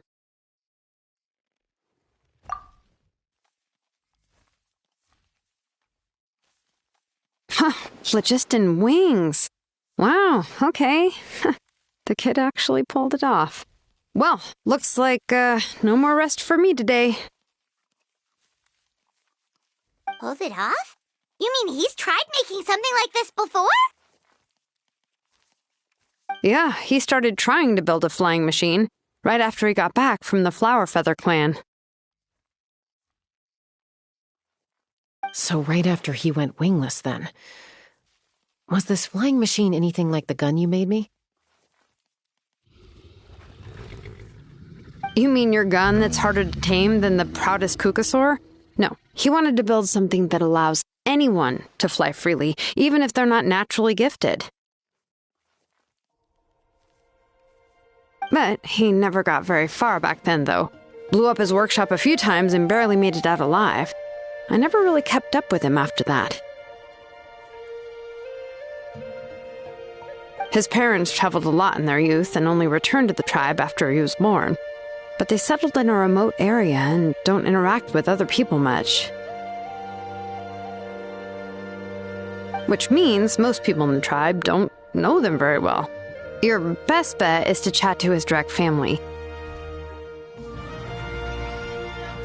I'll, go get Puma. Wait for me in front of the workshop. I won't be long.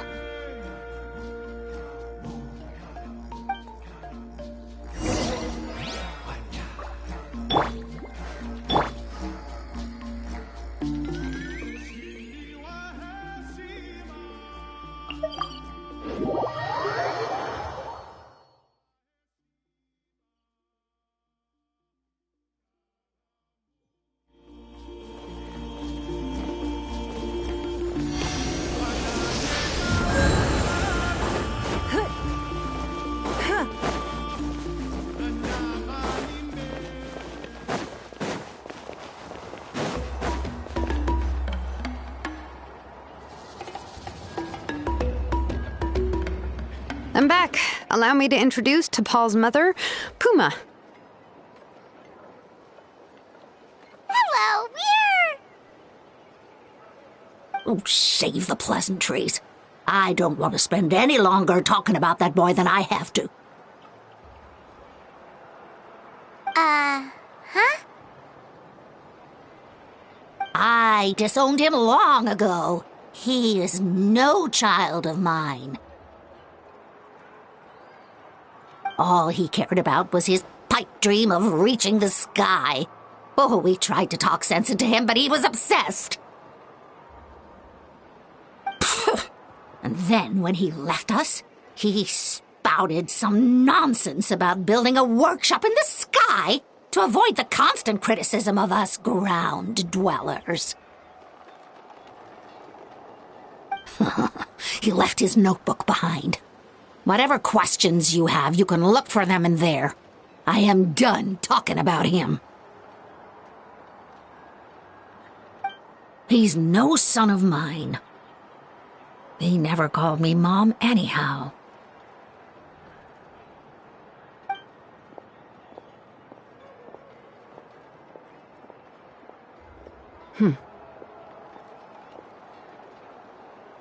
Wow, they've really fallen out.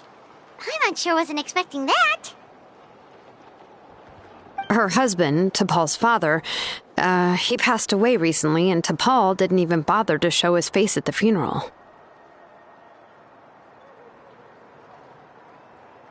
If you ask me, that was probably the final straw for Puma.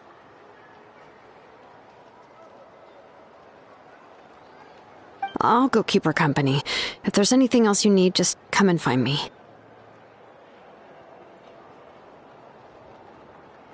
Thank you.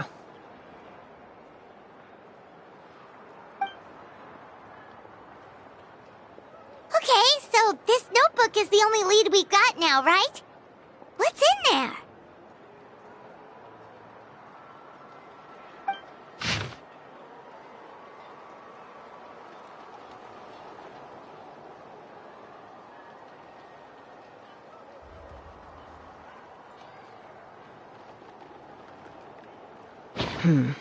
Some early designs for the phlogiston wings, and some theorizing about an airborne workshop.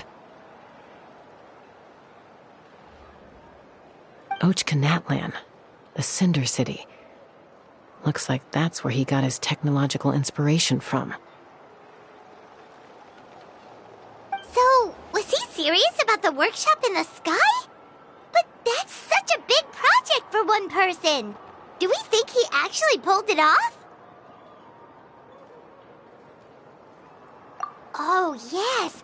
The one from the trial arena that was super high up. That balloon has been there for a while, and everyone's been wondering how it got up there, but what if that's the wrong question? What if it started off even higher up, above the clouds and out of view, and it only descended to its current height due to some kind of malfunction? Part of T'Pol's workshop? Seems likely. If T'Pol's base had been hiding above the clouds this whole time, that would definitely explain why Isidore couldn't find it. I totally called it! But how do we get up there? Chaska, can you even fly that high? By myself? Possibly. But with a passenger, no chance. I doubt even phlogiston wings could take you up that high. At least, not without that relic T'Pol mentioned in his notebook. Yeah, and he's probably holding on to it. We'll have to find another way. Nope. That's way beyond Paimon's altitude. Also, would you really expect Paimon to go up there and take on T'Pol all by herself? Let's not worry. Just because we can't think of a solution doesn't mean no one else can. I'm not the only flying expert in my tribe, you know. Oh, good point. We should go ask Elder Opa. And Mutoda. He was quite the flying ace back in the day, too. Let's head back and see what they suggest.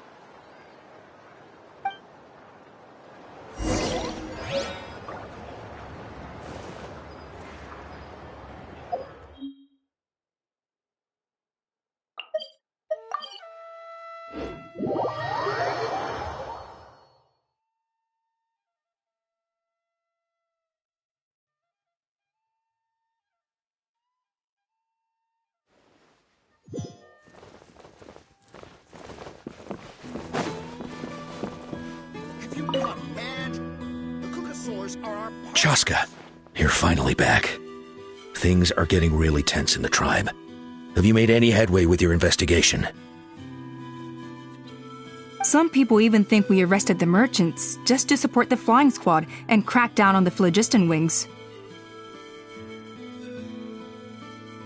We found some promising leads, but there's a major obstacle standing between us and the irrefutable evidence we need.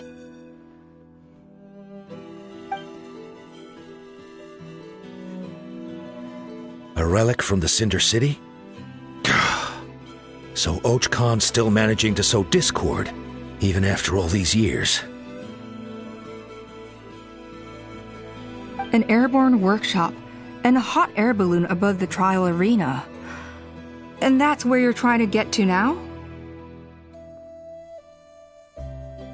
Neither phlogiston wings nor a cuckoosaur can take you that high up. Do you really think that's where T'Pol is hiding?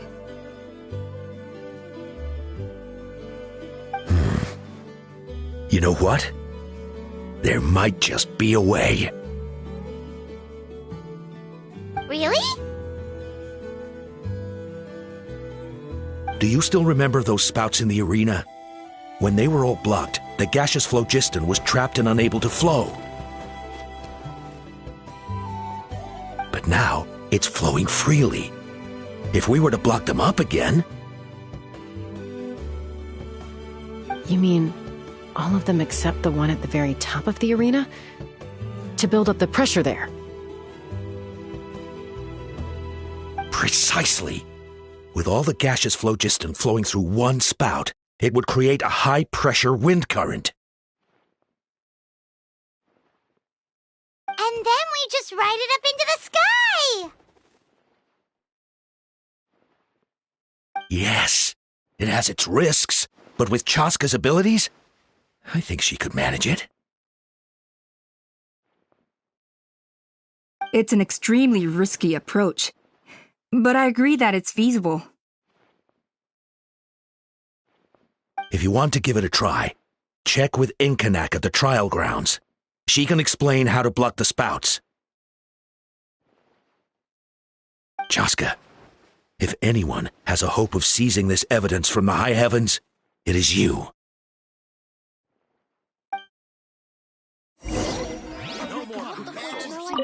We'll do our best to manage the conflict within the tribe while you're gone. Hopefully, it'll buy you some time. Chief, we should put a defense plan in place, just in case.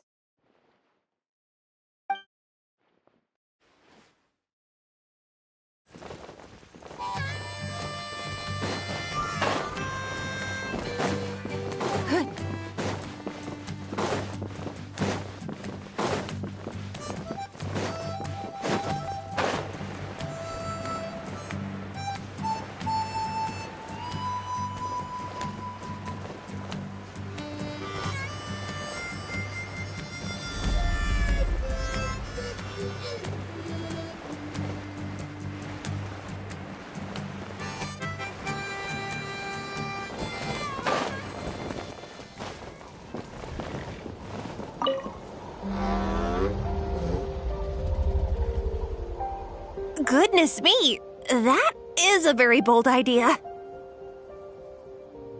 Maybe so, but we have to act fast. What's the quickest way for us to block off the spouts? From a technical perspective, I'd have to advise taking some measurements and carefully planning this out first. But I'm guessing that's not what you want to hear. Then we'll have to take the rough and ready approach. See the solid phlogiston over there? Our prior inspections revealed that some kind of stable structure has formed inside, making it highly damage resistant. It's not without its weak points, but unless they're all struck at the same time, the structural integrity won't be threatened. So, what happens if we do strike them all at once? It'll collapse. Okay, I see where you're going with this. Yeah, you got it. As long as you hit all the weak spots at once from the right angle, the solid phlogiston will fall right on top of the spout and block it up. You're right about rough and ready. Sounds like my kind of plan.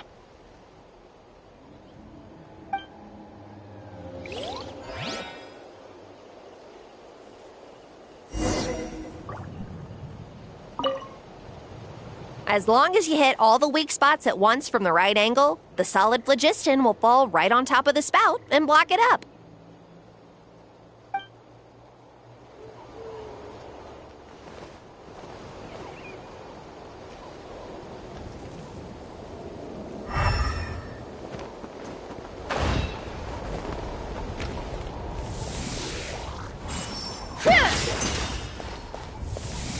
Take me up! Open fire!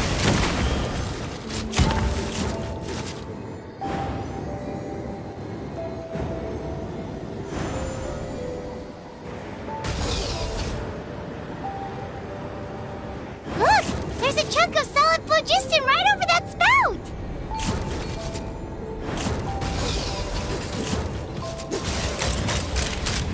Locked on!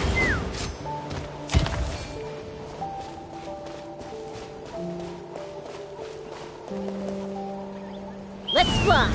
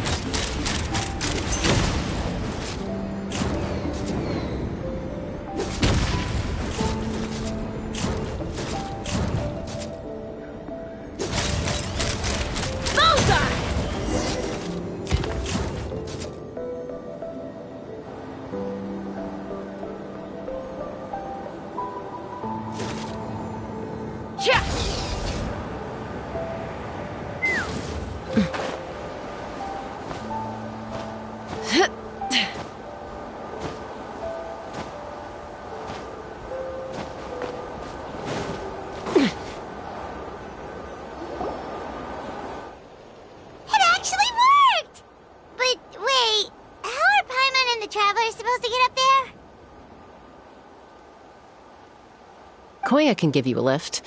She's actually been following us this whole time.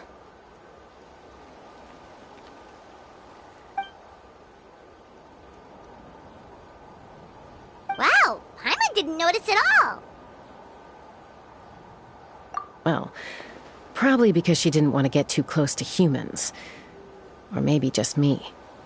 But right now, we need her power.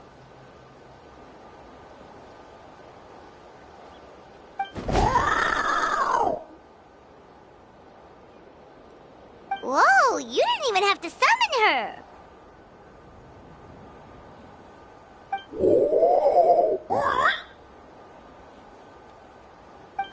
Yes, up there. That's probably where Chime is. All right, let's go have a little talk with this T'Pol.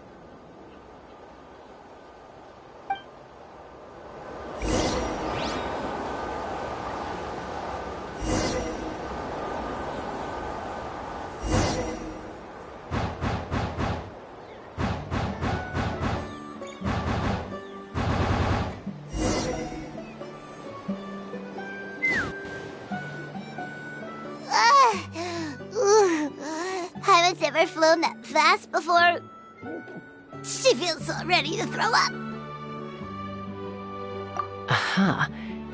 Just as I thought. It might look like a regular hot air balloon from the outside, but up close, it's clearly been heavily remodeled. And sure enough, it only descended below the cloud line because the custom-built machinery malfunctioned.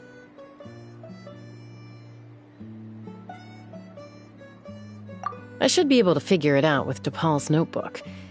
Thankfully, I know a little DIY from fixing up my guns when they're having issues.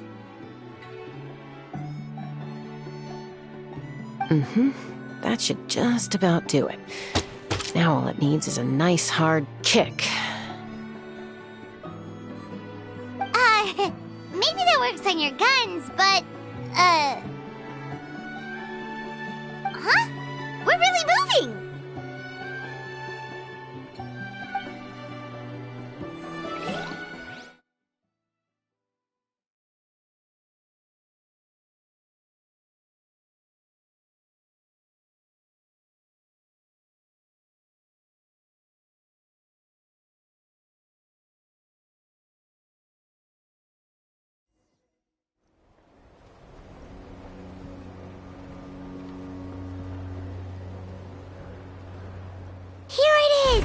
The workshop in the sky! Oh, you gotta see it to believe it. Makes you wonder why T'Pol even bothers with phlogiston wings when he has tech like this. Well, according to the notebook, the platform beneath us runs on components from the Cinder City. Those can't be mass-produced. Also, I have some doubts about its mobility after seeing how it moved just now. For someone like T'Pol who dreams of flying freely, this definitely doesn't cut it. But if he's got that relic, he should be able to make a set of prototype wings for himself, right? Why bother making a whole flying workshop so he can mass-produce them? But this doesn't add up. If he's already achieved the power of flight, then he must have bigger dreams we don't know about. But what? With any luck, we'll find the answers in his workshop.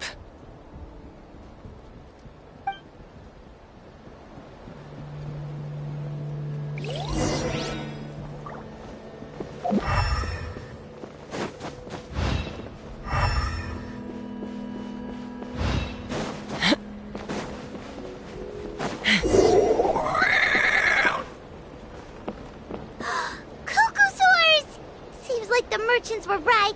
T'Pol's using them for his own ends. I'll bet that mechanism on top of the cage opens the door. Let me give it a try.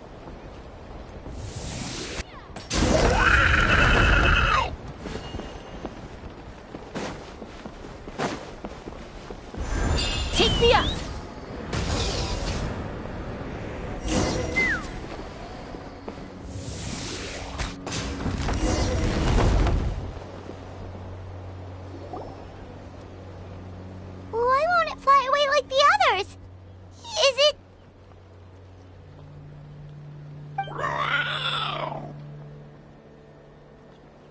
She's still breathing, but barely. By the looks of it, T'Pol was using these cages to extract phlogiston from the Kukasaurs. Once a Kukasaur is drained of phlogiston, it becomes too weak to move. We'll have to come back for these ones after dealing with T'Pol.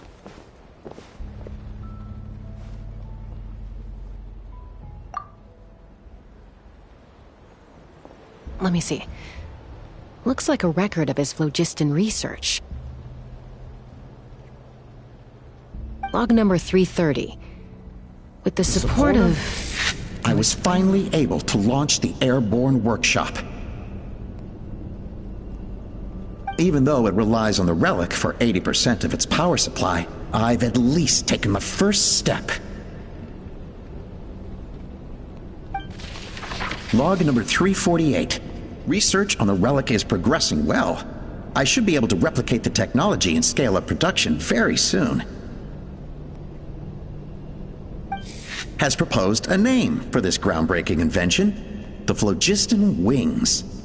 I think I'm getting close. Soon I will achieve my dreams.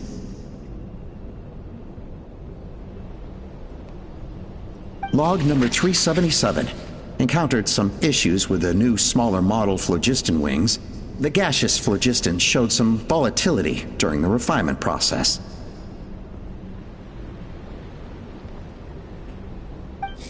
Thinks we should proceed at a more cautious pace with the refinement experiments. But after so many past failures, I have to prove that I will succeed this time.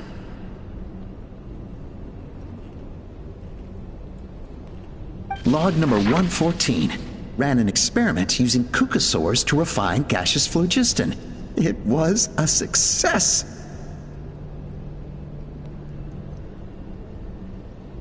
Log number 117. I've started recruiting merchants and hunters to capture wild Kukasaurs. Log number 121. Major breakthrough in the efficiency of phlogiston yield. Huh? So many parts have been crossed out! Yeah, probably the contact he alluded to in his other notebook. Guess he has a benefactor. Did anyone else notice how the numbering system in this notebook suddenly changed halfway through? We haven't got time for textual analysis, I'm afraid. Grab the notebook and let's press on.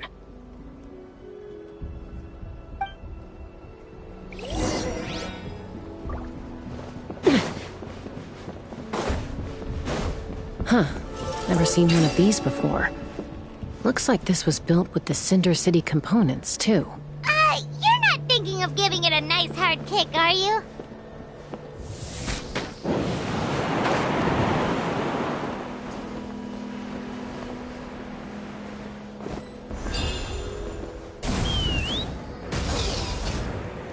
Whoa! What's that mechanism doing? It's asking for a nice hard kick where it hurts. Aim for the weak spot.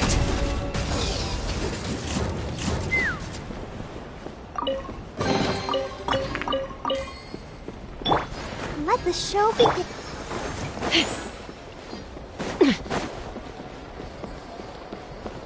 What are they doing here? It's T'Pol's henchman. He must have brought them here using the relic in his prototype wings. Watch out!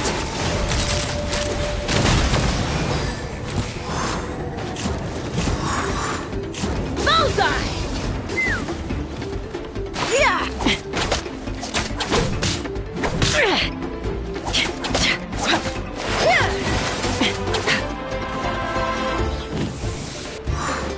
Take me up! Bullseye! Locked on!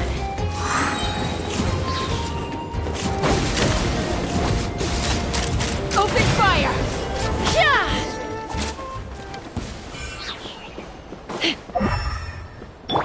Let's dance.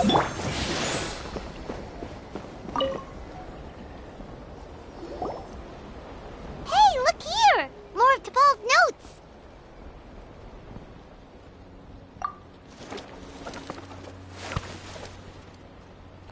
Log number 403. Introduce me to some new comrades who fully support my ideas.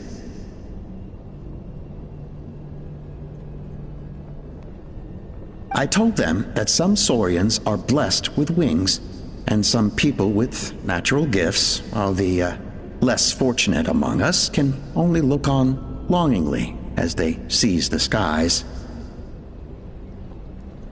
But I also told them that progress can erase individual differences.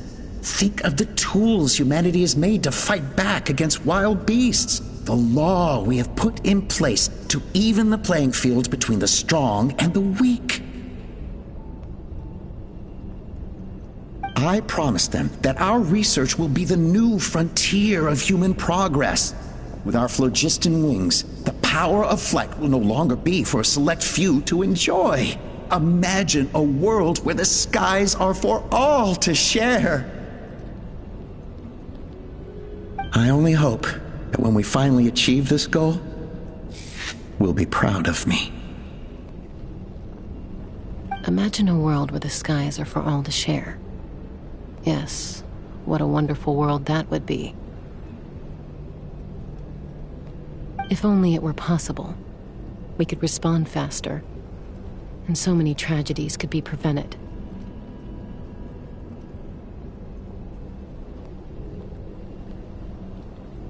But T'Pol, what about the Saurians you're draining dry of phlogiston? You're not sharing the sky, you're stealing it!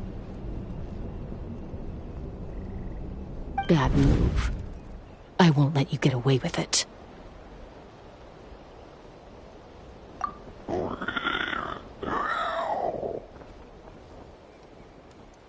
I'm fine. Let's keep moving. I don't think we'll find anything else here.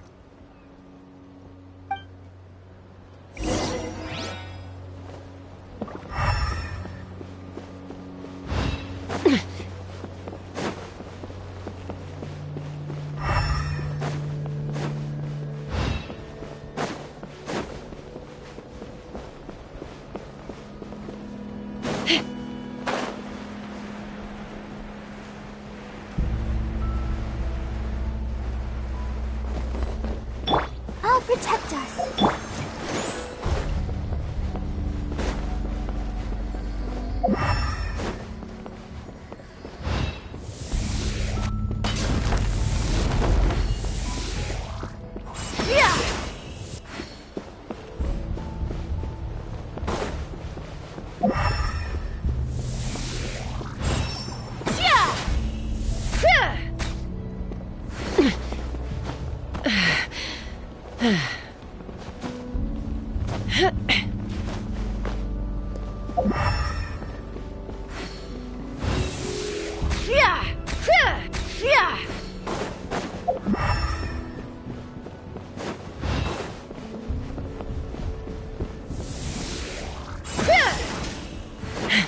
Let's fly.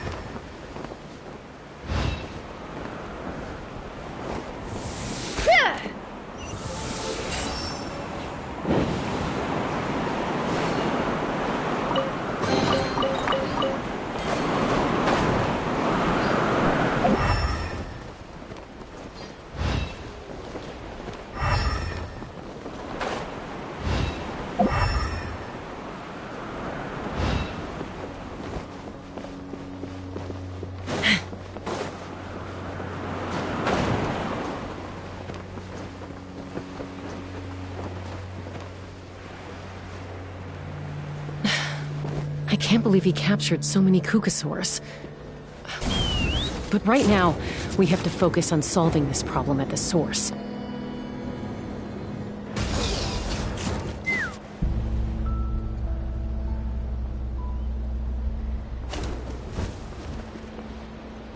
Looks like we've reached the center of the workshop. And still no sign of Koya's baby!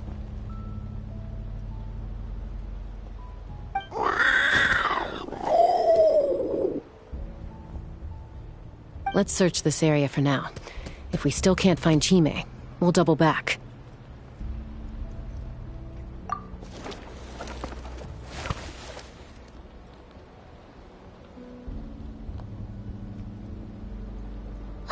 Chaska, Traveler, come quick!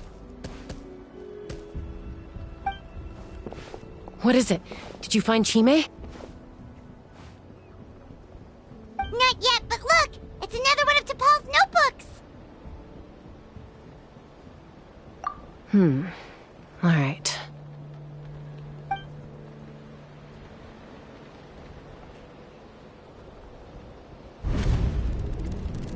Log number 428. We decided to restart the experiments on phlogiston refinement, but without telling. This is the final obstacle to the success of the Phlogiston Wings project. We cannot fall at the last hurdle. Log number 436. Earlier today, suggested using Kukasaurs as an intermediary to extract refined phlogiston. It's certainly feasible, but... Anyway, as long as our secret experiment succeeds, I'm sure won't bring it up again. Log number 443. We will conduct the experiment tomorrow. But birthday is coming up, so hopefully we'll have a birthday surprise for her. Log number 444.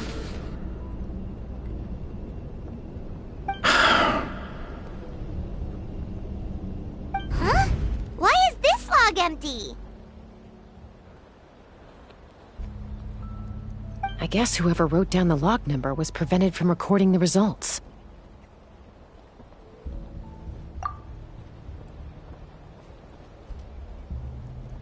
Log number 0.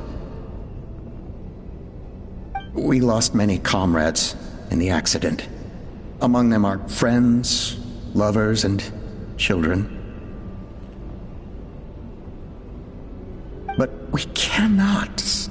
now. We will keep their legacy alive and carry their dreams forward. As of today, we are scrapping the artificial refinement method. Instead, we will focus all our efforts on phlogiston extraction from live kukasaurs. They are arrogant beasts whose existence in the wild serves no one but themselves. Their true worth lies in their sacrifice for the sake of human progress. To facilitate our operations, we will gradually move the airborne workshop closer to the Flower Feather clan, even as we continue to expand it. All this we do to create a world where the skies are for all of humanity to share. All this we do to make T'Pol's dream a reality. Given the way this is written, not to mention the fact that the numbering has started over from 0, it kinda sounds like this is someone new. Does that mean that T'Pol's already... There's also a letter tucked in the end of the notebook. It's from Puma.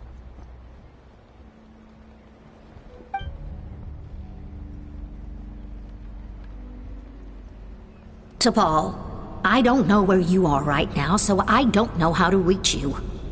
My best bet is to send this letter to the Flower Feather clan.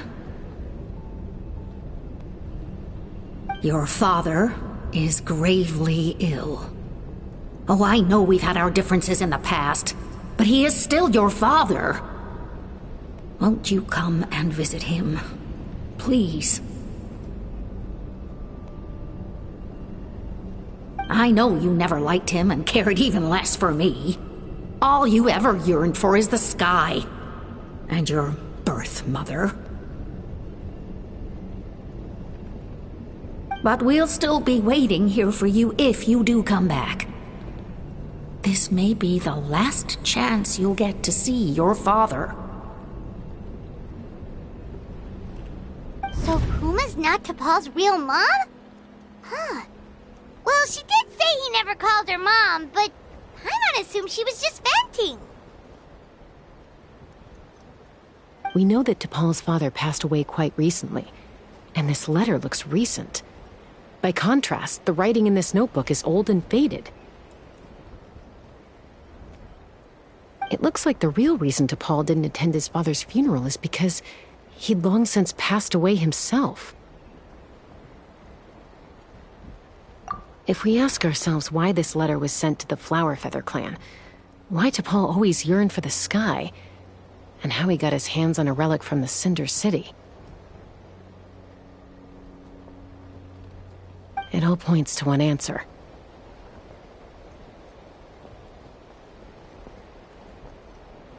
That's right. T'Pol was my child. He was born during my days as a wingless wanderer. His birth gave me new hope. I wanted to become the kind of mother who spent her days as a valiant rider, soaring the skies. Not an aimless, wingless nobody. But his father wanted to settle down, to give his child a safe, sheltered life in his tribe. We fought about it constantly, until the love we once had for each other was gone. He started a new family, with another traveler who was also looking to return home. And I went back to the Flower Feather clan, alone. Opa? I had no idea that despite being raised among the children of echoes, my child still harbored dreams of the skies. Can you imagine, Chaska? The joy and surprise I felt when he showed up at my door, asking to join the flying trials.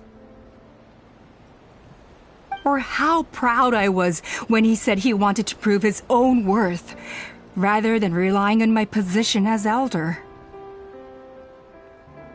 And then the anguish that overcame me when he was rejected by the Kukusaurs and became wingless, just as I had after my injury. You've got a lot of nerve showing your face here. Don't take this the wrong way, Chaska. I'm not here for a fight. I just want to talk. Isn't that your preferred way to resolve things? I trust you've learned of T'Pol's wish on your way here. A world where the skies are for all of humanity to share. If only his dream can be realized, no one will ever have to lose their wings again. Our aerial prowess will be greater than ever before. War will never again come at such a great cost. The loss of Koichi is a tragedy that need never be repeated. So tell me, Chaska, do you really wish to see the phlogiston wings forever grounded and gathering dust? Nothing you've said excuses all the conflict you've caused. You mean the argument back at the tribe? It was a necessary measure. Sometimes this is the only way to accelerate the pace of progress.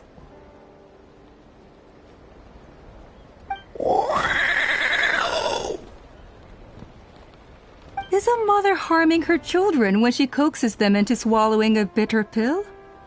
Of course not. It is a brief moment of suffering for the greater good, and the child would come to understand this in due course. The phlogiston wings are that bitter pill. We will never progress as a tribe if we cling to the scraps the Kukusaurs offer us. Once the people have embraced the phlogiston wings, they will never look back, even if they learn how the refined phlogiston is sourced. They will convince themselves that the sacrifice of a few Kukusaurs is a small price to pay for our dominion over the skies. But this I had not anticipated. I barely had the chance to introduce the phlogiston wings to the tribe before you found this place. Your plan was hardly foolproof. Yet, it can still be salvaged. Chaska, traveler, you are the hope of humanity. I'm sure you have your doubts about my methods, but know that my love for humanity and for Natlan is genuine. You know me, Chaska. And you know that I've always treated everyone in the Flower Feather clan as my own children. As fellow humans. Surely you can understand my perspective. Hey, quit the quips! This is serious! Ulpa, Natlan doesn't belong to humans alone. And truthfully, neither do I.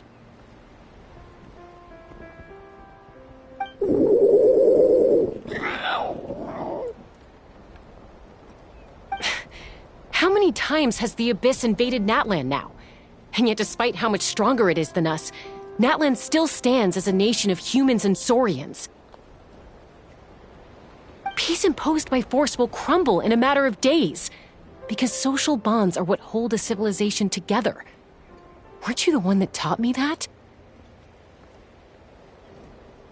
And yet you would break the bond we share with our Saurian companions to take more power for ourselves?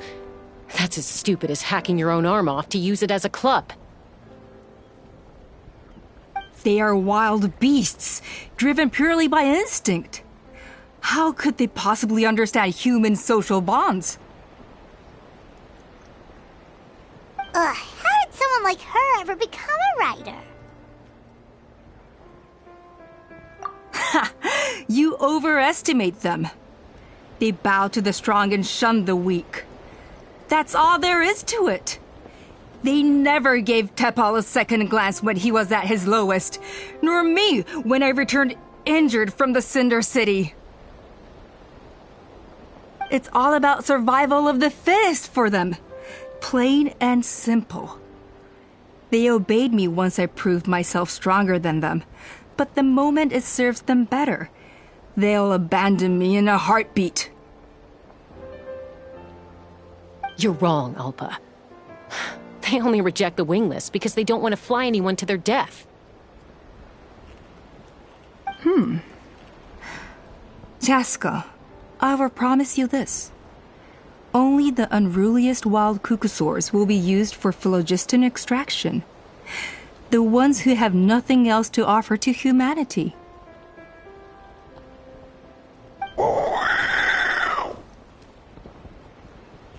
Well, that's too bad. Because I know a few unruly wild cuckosaurs who don't think that idea is gonna fly. Namely my mom, my sister, and me. And the others? To us, they're friends, family, even children. So if you want to put any of them in one of your cages, you're gonna have to go through us. Is that right? I knew you might be difficult to convince. Maybe this will change your mind.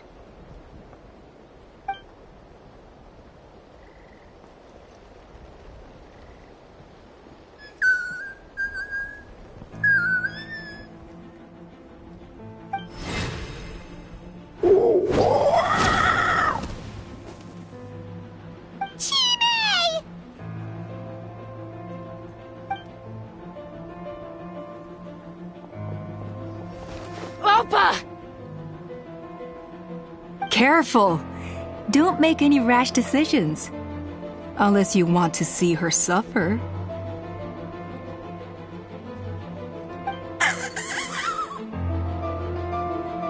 Oh no! That's one of the extraction cages! I told my subordinates to take control of the tribe while I was away. Luckily for them, our strongest warrior and our most powerful ally aren't there to stop it. Take control? What are you planning to do with Mutota and his supporters? Merely accelerate their inevitable downfall. They cannot stand in the way of progress forever. It is not the move I wish to make, but I'm afraid you and your friends force my hand. And since you insist on opposing me too, I have no choice but to keep you here until the dust has settled. So that's what you meant by I just want to talk. You never intended to negotiate. You just wanted to stall us. No, Chaska. I genuinely hoped I could win you over. You are the strongest warriors we have. Put down your weapons, and I promise you that no harm will come to this young Saurian. I just need you to stay here for the next couple of weeks or so, while my people consolidate their power. Then, I will give her back to you, and you'll be free to leave. As long as the majority supports our vision, even the Pyro Archon cannot meddle in our internal affairs. Your vision is deranged, and the Flower Feather Clan will never support it. You sure about that? Then wait here and see. Time will tell. What do we do? Even if the whole tribe fights back, Mutota's in grave danger!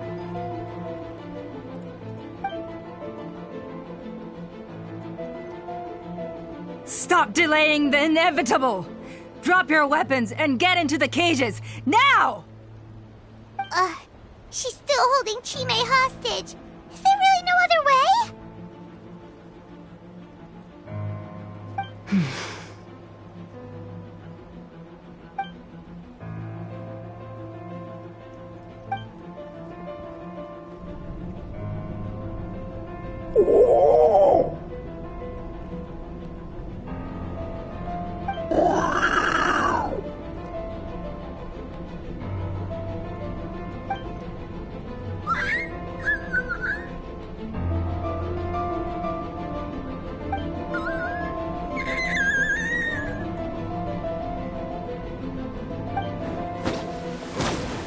Koya? Huh? What are you yapping about? Stand down. Drop your weapons, now! This instant!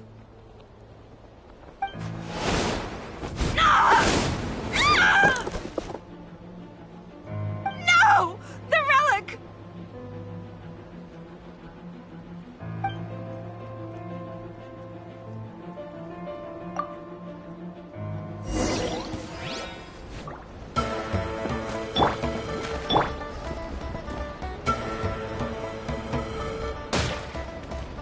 Take me up! Locked on! Give up, Alpa.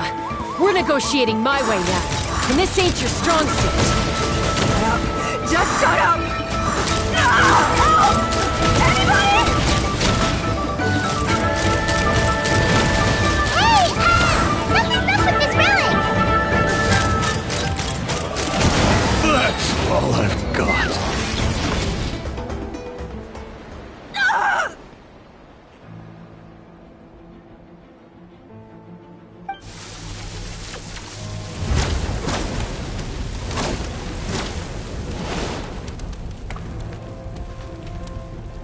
No! What is she doing? She'll bring us all down with her!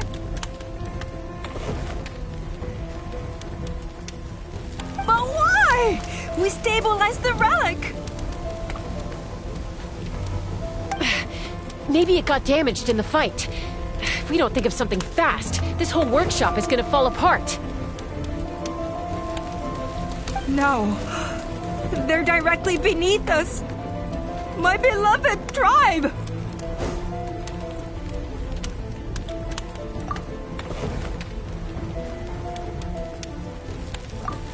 Okay,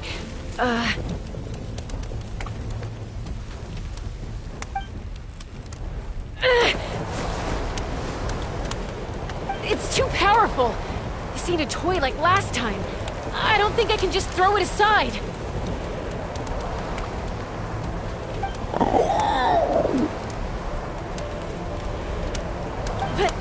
But we need to get it far away before it explodes. Then the tribe will be safe, and so will this workshop.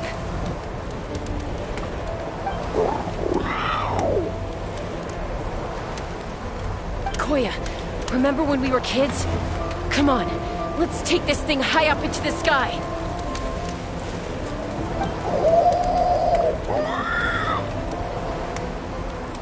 Don't worry, I know I can get rid of it before it explodes.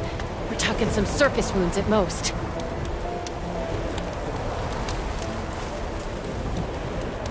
All I need is for you to catch me at the end. Just like old times.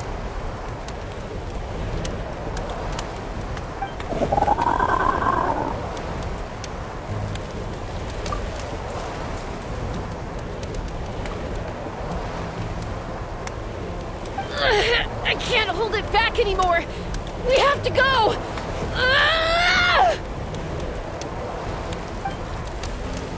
Don't be insane!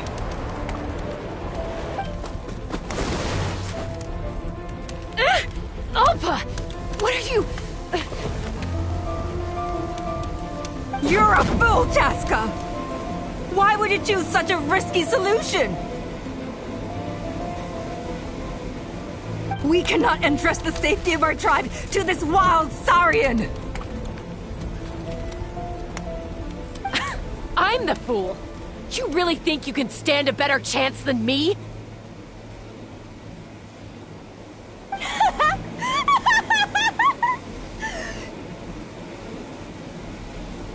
Sure, it may be asking too much for an ex-wingless to escape the blast radius in time. But I can fly it a safe distance away, even if it's the last thing I do.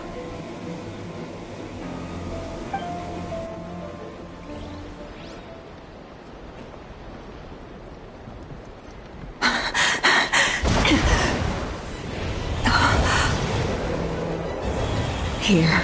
These should be high enough to save the clan. What? You don't get to die a hero today.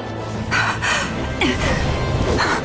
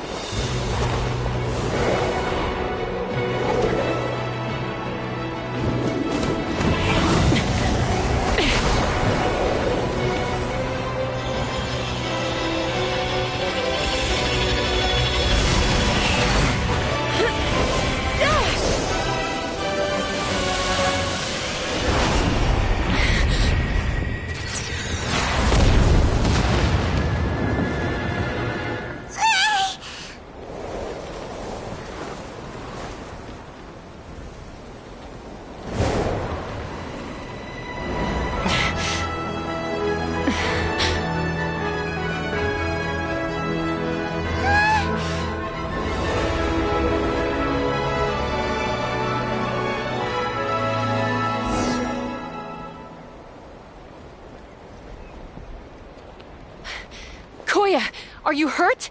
Let me take a look at you.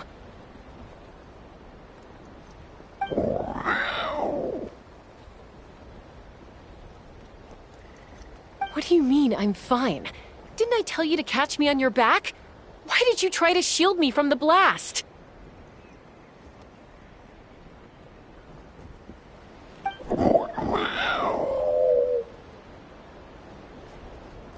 Accident? Yeah, right. Seriously, you're as stubborn as ever.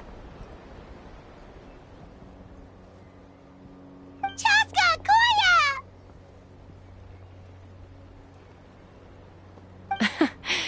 How are things looking here?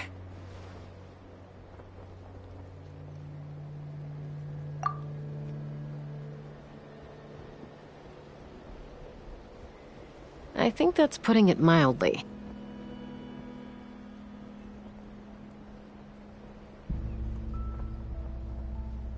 I owe you one. Again.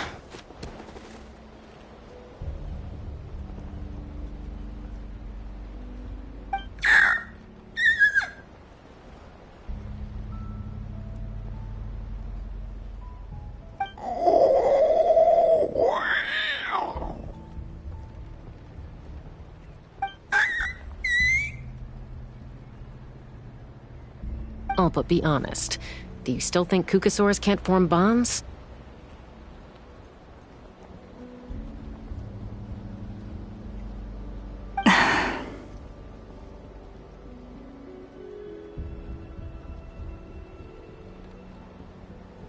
Mom, I'll figure out the refinement problem.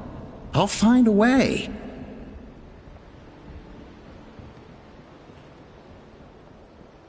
You don't need to worry about it.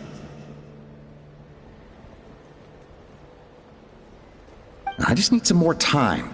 That's all I ask. Please just trust me. Just this once.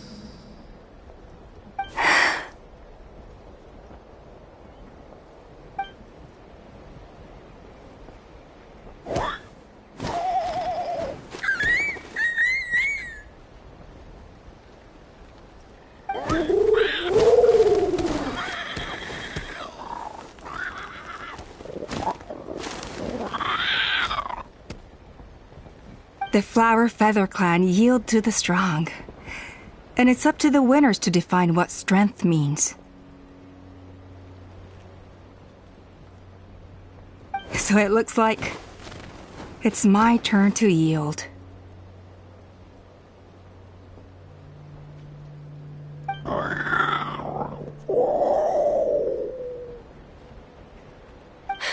Koya! Koya!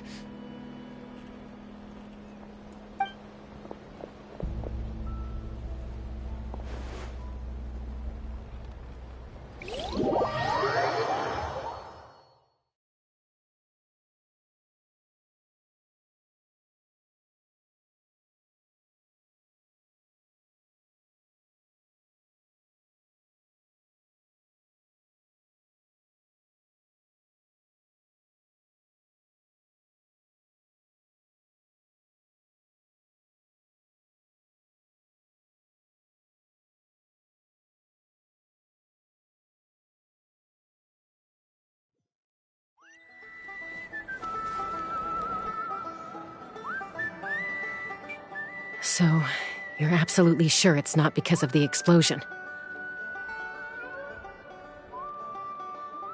Yes, for the 10,000th time, I'm sure.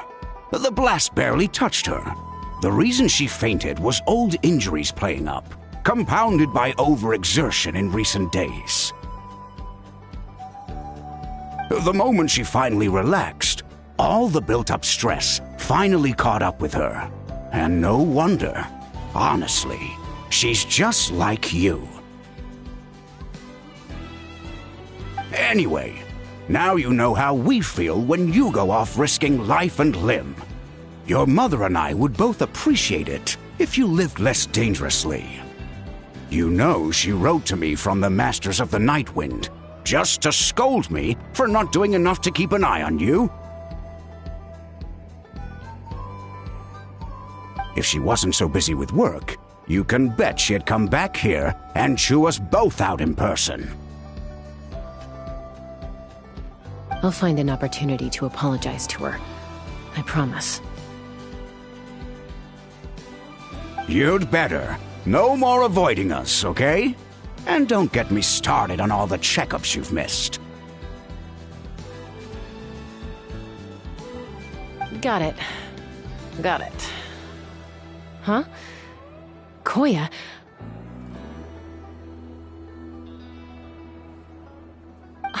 You're awake. I'll go let everyone know. Hey, but we're not done talking. What are we gonna do with her, Even after everything that's happened, she still hasn't figured out how to start the conversation with you. She keeps saying, I don't think Koya has forgiven me yet. But if you ask me, she's the one who's scared to open up and have an honest conversation. For all her confidence, she's a very sensitive soul underneath. You'd think as a peacemaker, she of all people would know how to reconcile with her family after a falling out. She must have been a handful growing up. Thank you for being there for her.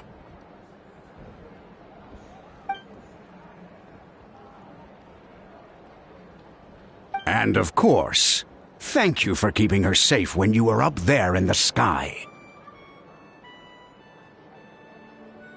Koya, Uncle Cusco, we're here!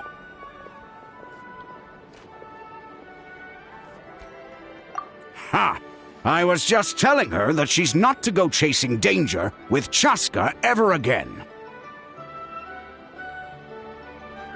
Cusco, I understand how you must feel. But it's all thanks to Koya and Chaska's efforts that the airborne workshop didn't come crashing down on our heads. Oh, Paimon almost forgot to ask. They didn't hurt you while we were gone, did they? Thankfully, when her co-conspirators tried to arrest me, I was out coaching Koyer and Junan. The two of them were a huge help. They took care of things while I went around rallying the resistance. So, in the end, Alpa's would-be revolt didn't really get off the ground.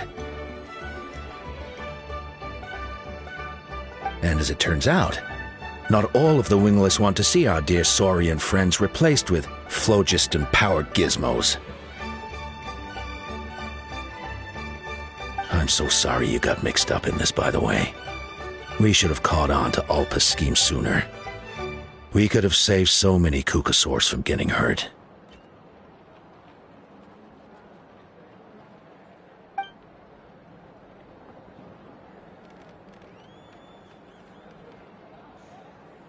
Most of the airborne workshop has now been dismantled. We've just left one small, harmless part intact, and repurposed it as a jail for Alpa and her cronies. Let's see how they like being locked up in a sky prison. So, it looks like there's just one last conflict left to resolve. Peacemaker, you're up.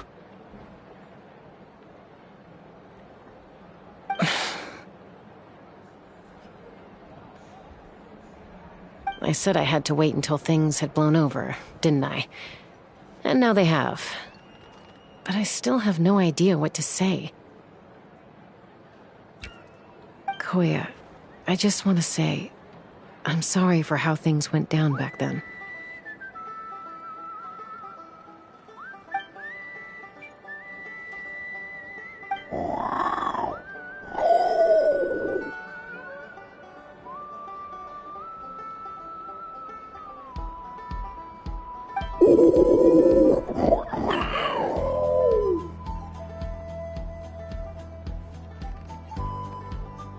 Huh? Does this mean you're not mad at me anymore?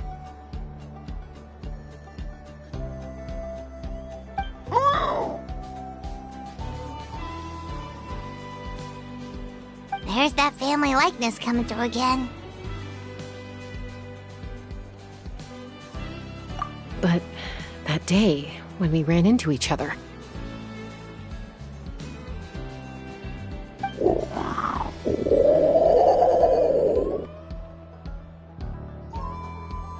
Huh? So then, when did you finally make your peace with it?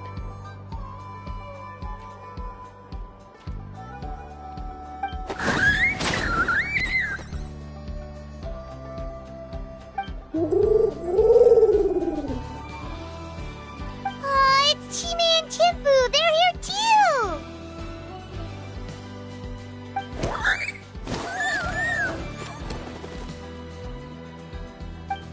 too!